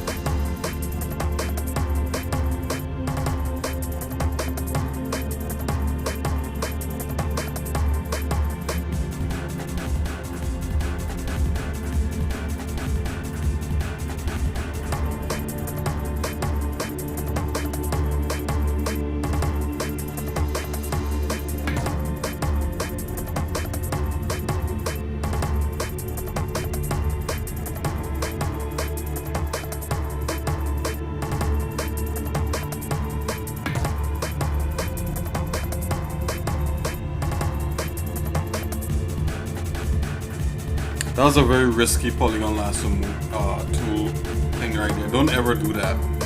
You probably lose the selection if you do that.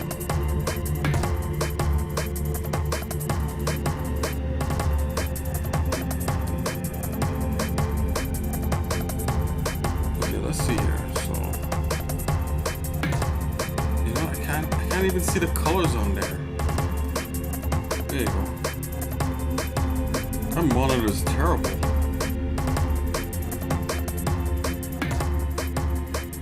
Obviously, well, obviously that top part's gotta be blue. Or does it? We'll figure this out.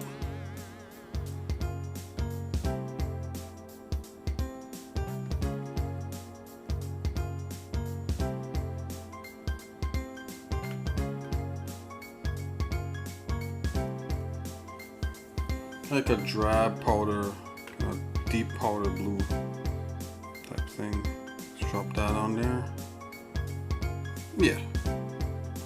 Yeah, because if the other girl's red, I mean, he's more of a tactical tan than a blue.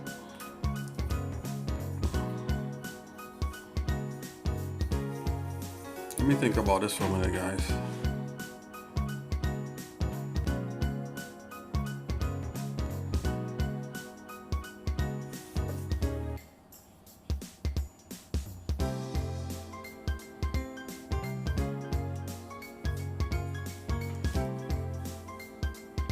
Let's go ahead and just do this, cover the rest.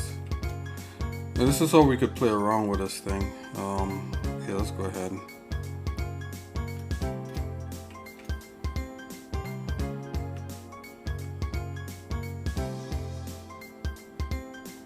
This is how you know if colors are gonna work.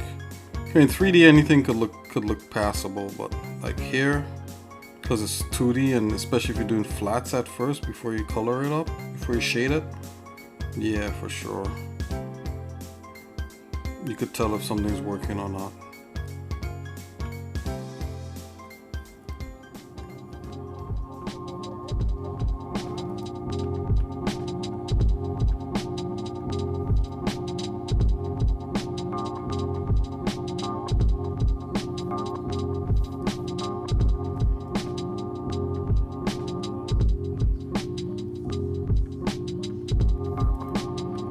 This should go pretty quick. Just throw down another color on here and then that's it.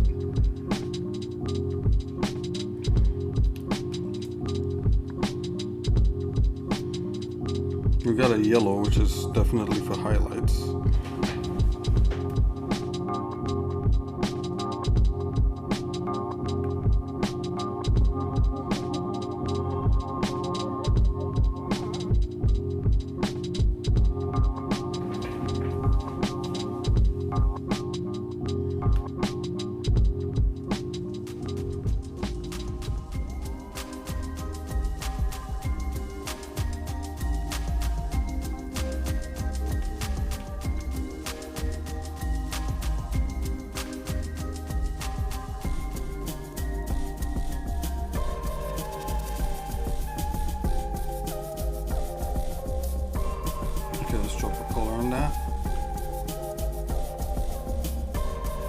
What's the base color of that like? Whoo! Let's see. Well, we got a crop top look. Okay, let's go for that tactical tan. Desert camo.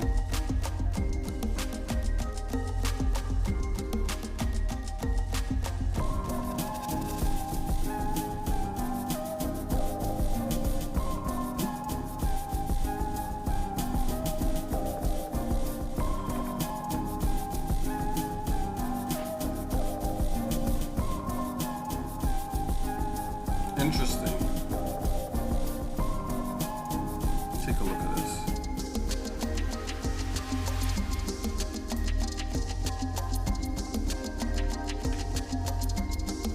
So that blue is more fruitier. Yeah, probably we could just try to drop like little hints of blue in there. And we need some dark. Yeah, the dark could be those. Okay, okay. This mightn't be too bad. Right, the tan is pretty good. Let's just make that blue lighter. Let's go ahead and select that. Make that blue a little more.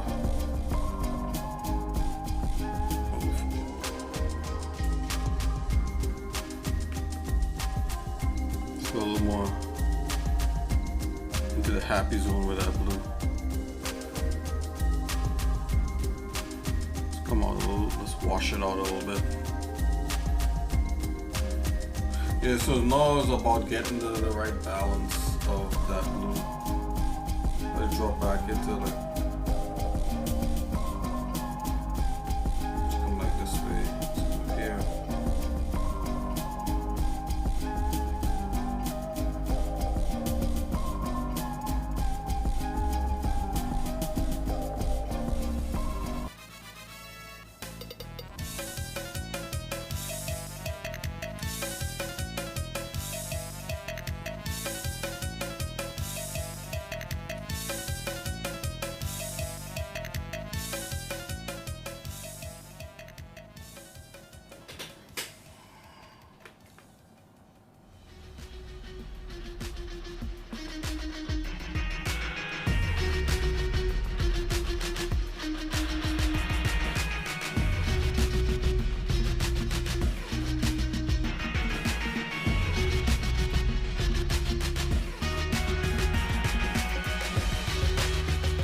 So that blue's a little bit lighter, but I think I'm digging it. The other blue may be a little bit dark. Okay, let's bring in this charcoal. We'll just go into that brown again. Straight charcoal, let's get into that brown.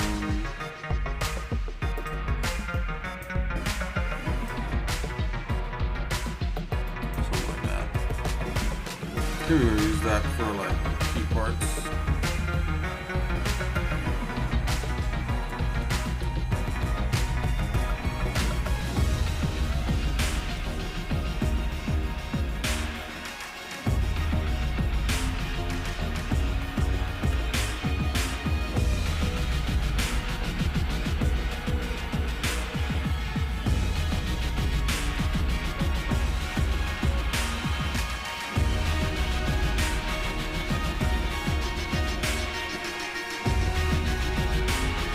Where's my brown?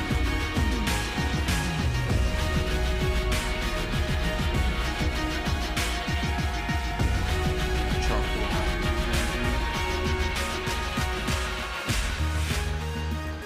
Something like that.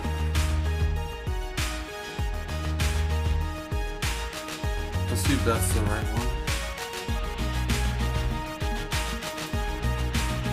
It could be a little darker.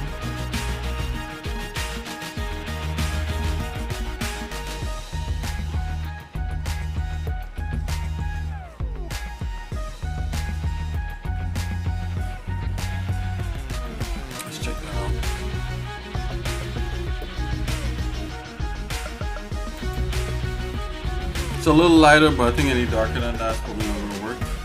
I'm digging that. Almost matches his hair and skin tone, but we could change that later.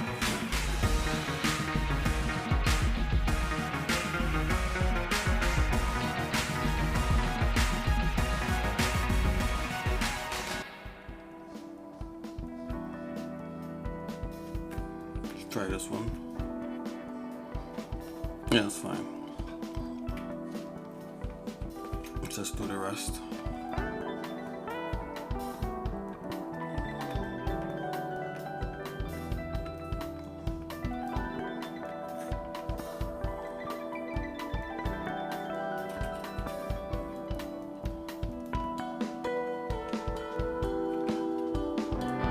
Okay, we gotta ring some blue through.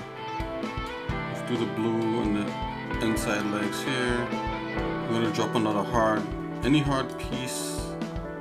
Well, all this, let's see here, hold on.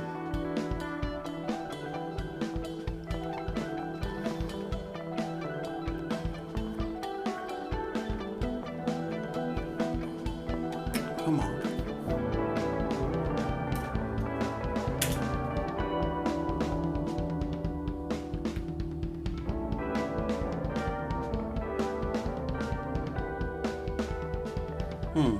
This shouldn't be isolated. Nope, that's not what you want to do.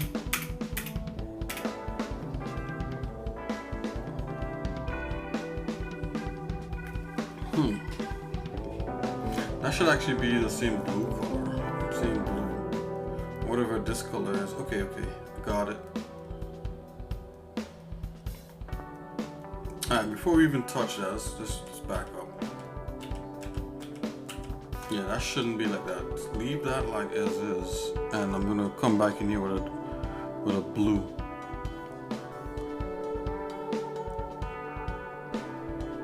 Yeah, let's do another blue.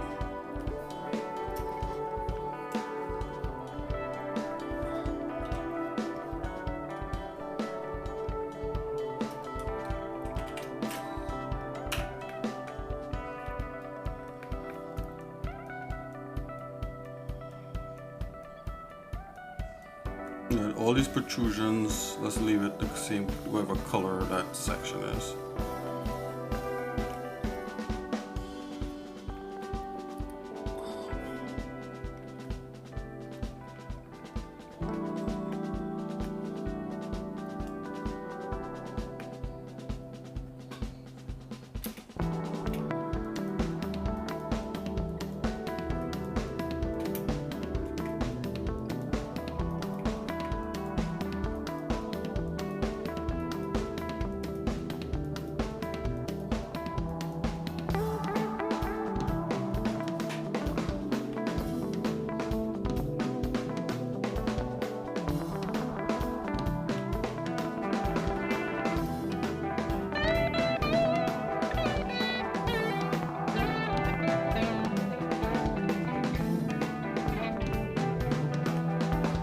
Think about this for a minute.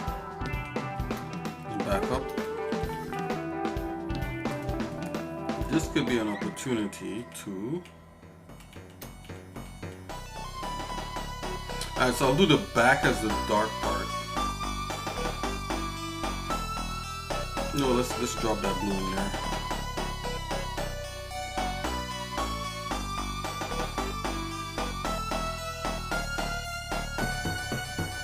And the back is where I'm going to add that dark thing. And then this front here is going to be that tan.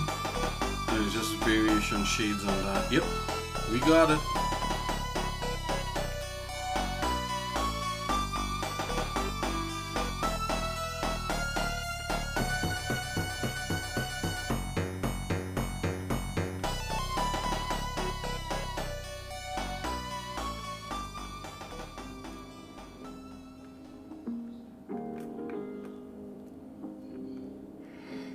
And after that, guys, we'll call that a stream. You know, I know everybody's tired. We've been going for like a little over 4 hours now. I was supposed to be taking a shower and trying to get some early shut-eye. But it's all good, guys.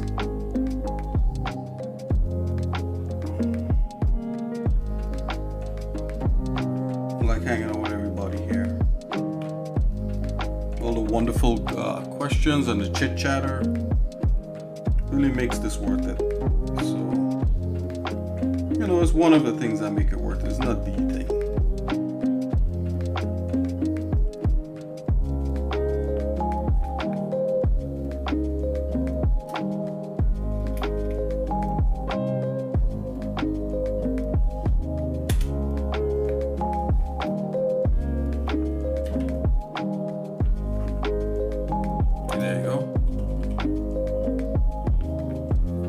You see, now to do this, I should have like some. Well, you know, the model is gonna look like this wraps around him, and it'd be pretty cool if, like, in his back, we continue this color, like cutting through the crop top effect in his back. Now, I'm thinking it doesn't look like a crop top anymore, just for the simple fact that we have blue here now. Let's hold on. Let's Control Z down. Let me just take a really quick look at this.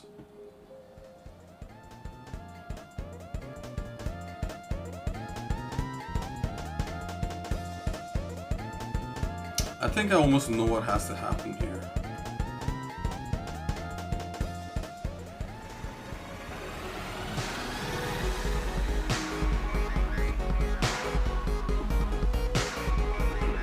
I'm just trying to envision something right now.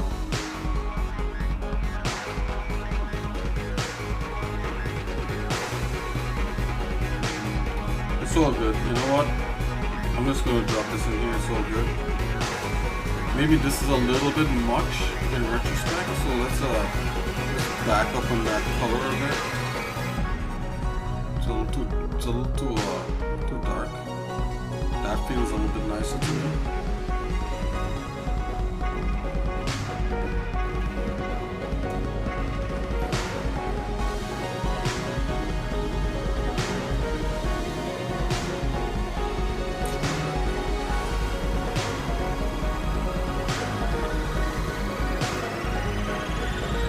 We're gonna have this color come through, and the fingers.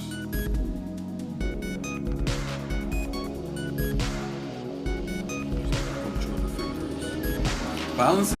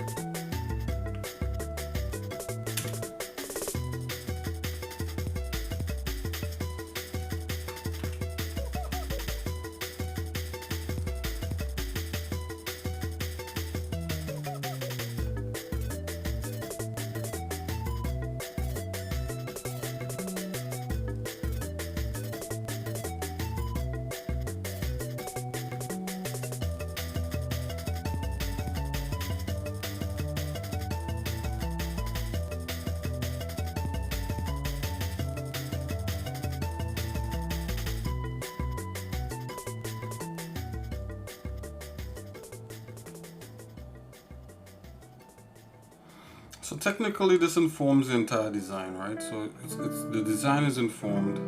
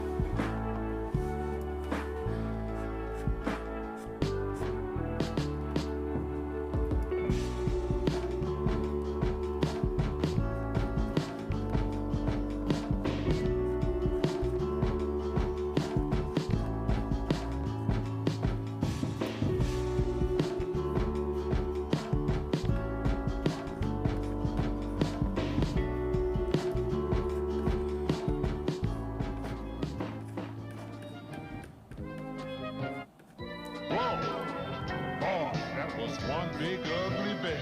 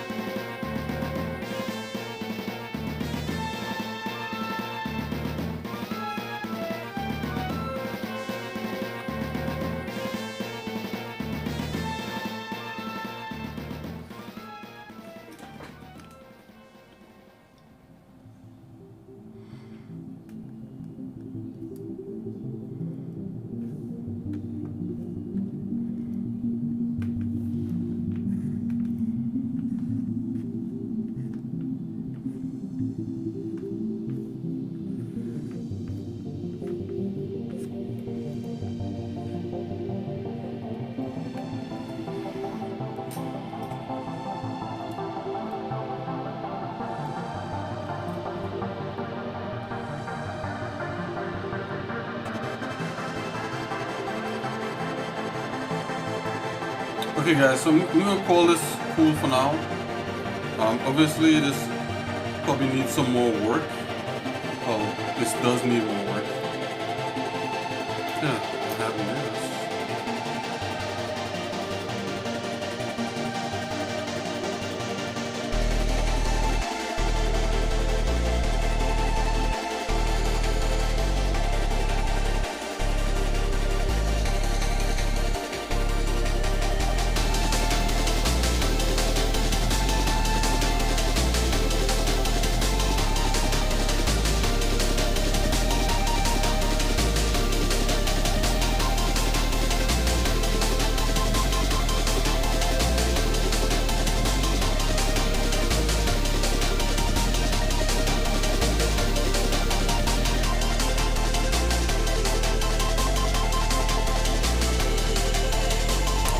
rotated it, but anyways, yeah. So this needs a little bit more work. It's cool for now.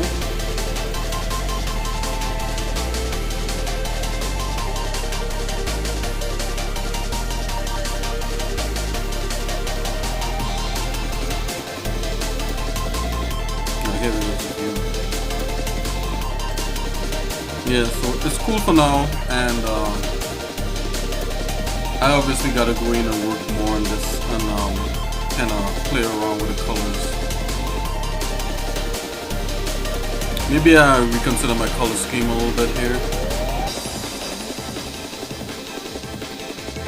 And for now, this should be okay. I'm gonna go ahead and drop another layer down here.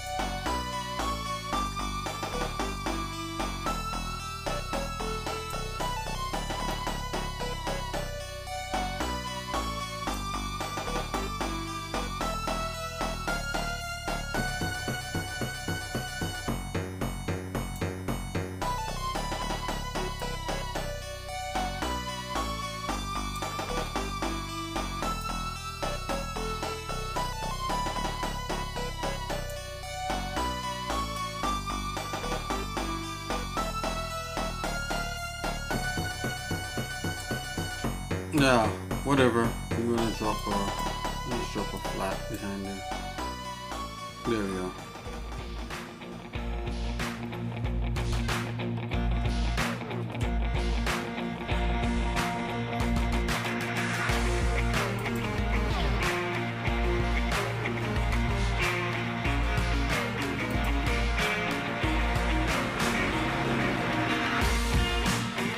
Yeah, this is not how you should do this, but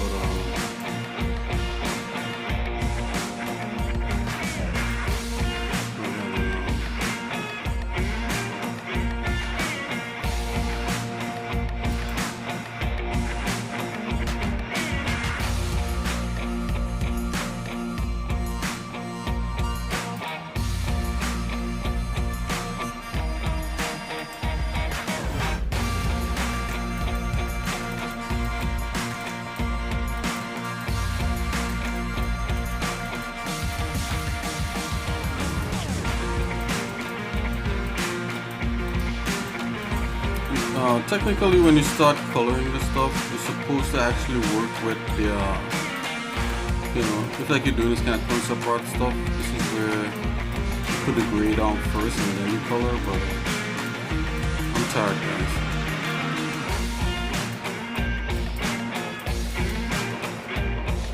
I know that seems to be the answer for everything, but it's the truth.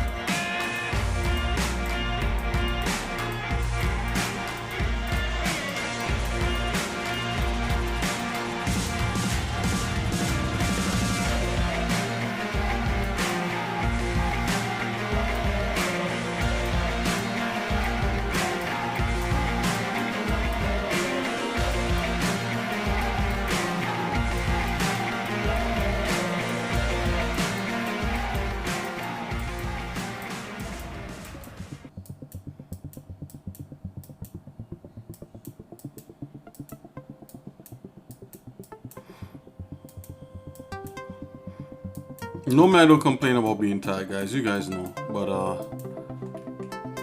yeah. But I just had to do this because this was, I think it was going to be pretty exciting. And I haven't drawn in quite a while.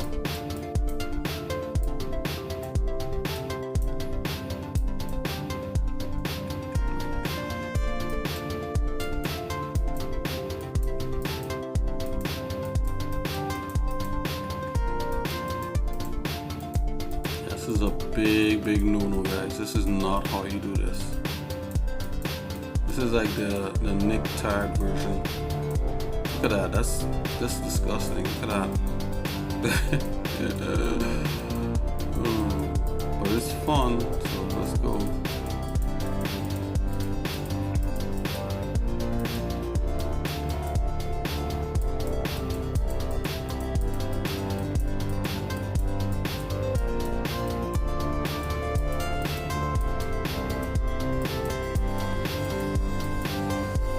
I'm not even changing my brush size.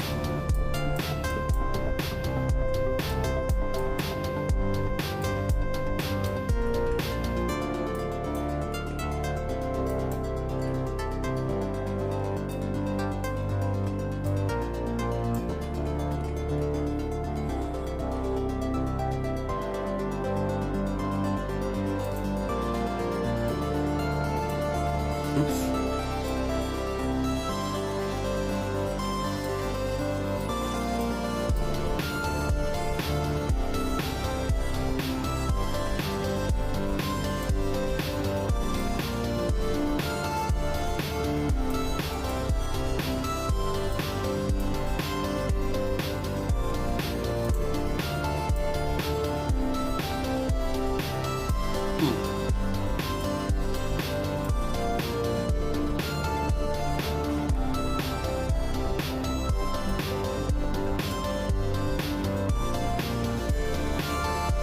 They're putting up in a darker background so that, like, when you have darks in the characters, they will like pop out. The character will pop forward.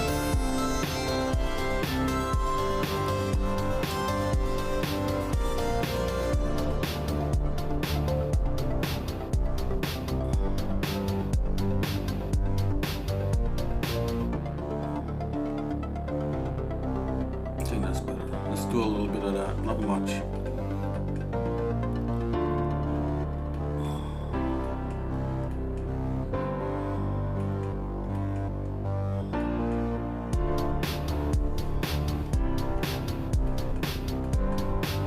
Alright, so I haven't done any extra shading on this, so that's it for the show today, guys. That's it for the stream today, guys. And tomorrow, hopefully, we'll pick back up. We'll probably do a little more shading and probably develop a suit just a little bit more. And hopefully, we get into blocking out the 3D model in Blender, or even maybe even 3D Code, but probably Blender. Blocking it out and getting ready to do some sculpting on it in 3D Code or whatever. Okay, guys, so that's it for now.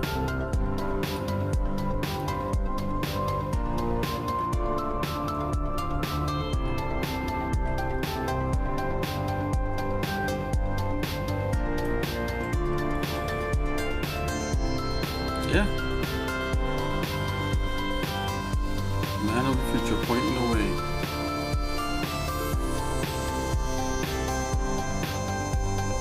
I wonder if we could do like a little effect around it. You know, might as well snazz it up. I mean, just a plain old color like this. Let's see if we can snazzy it up.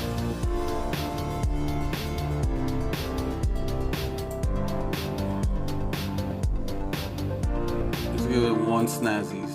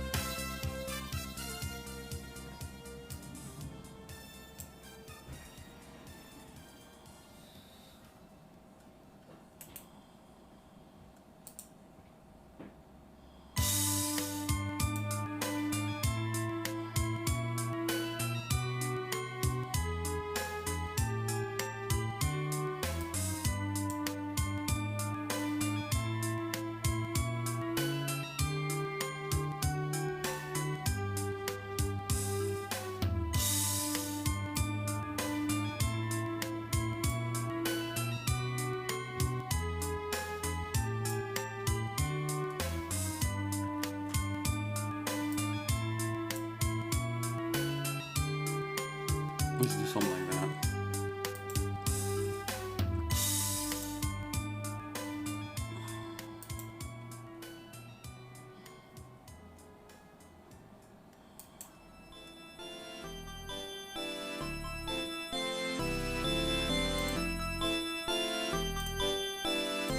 Come in here, do normal.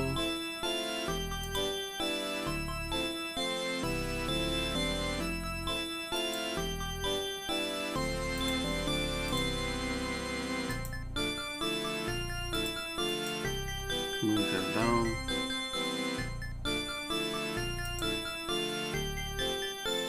Let's see what we got.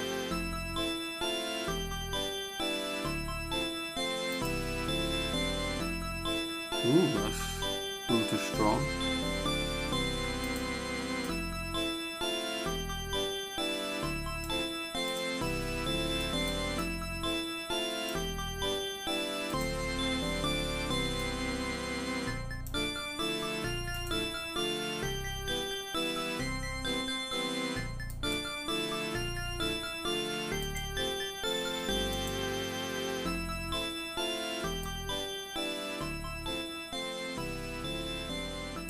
There's some small snazzy ups.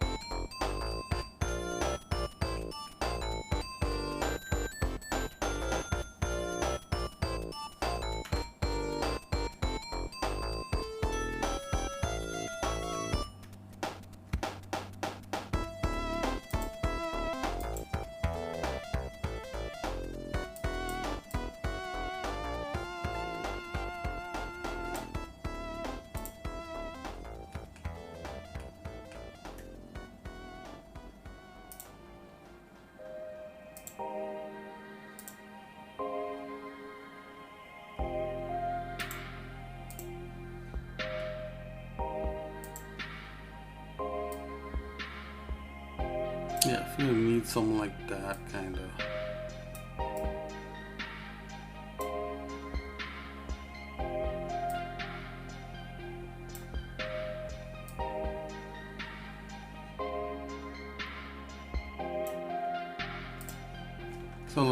That's a little punch up.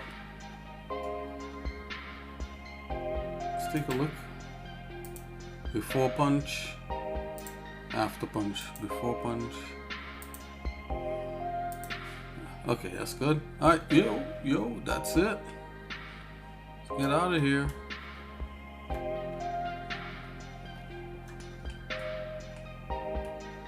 Yup. Alright, guys. So that's it for now. We'll come back, we'll touch it up, add some highlights, do a little more shading, probably make it look a little more thing, and other than that, yeah, we'll be good to go into we'll be pretty good to go into doing other things, which is marking up the model and all that sort of stuff to get it ready for sculpting. So okay guys, I'll see you guys in a little bit. God bless, and thanks for sticking out with the stream. I'll see you guys in a little bit. God bless. If you want to see some animations that inspire me, stick around to the end.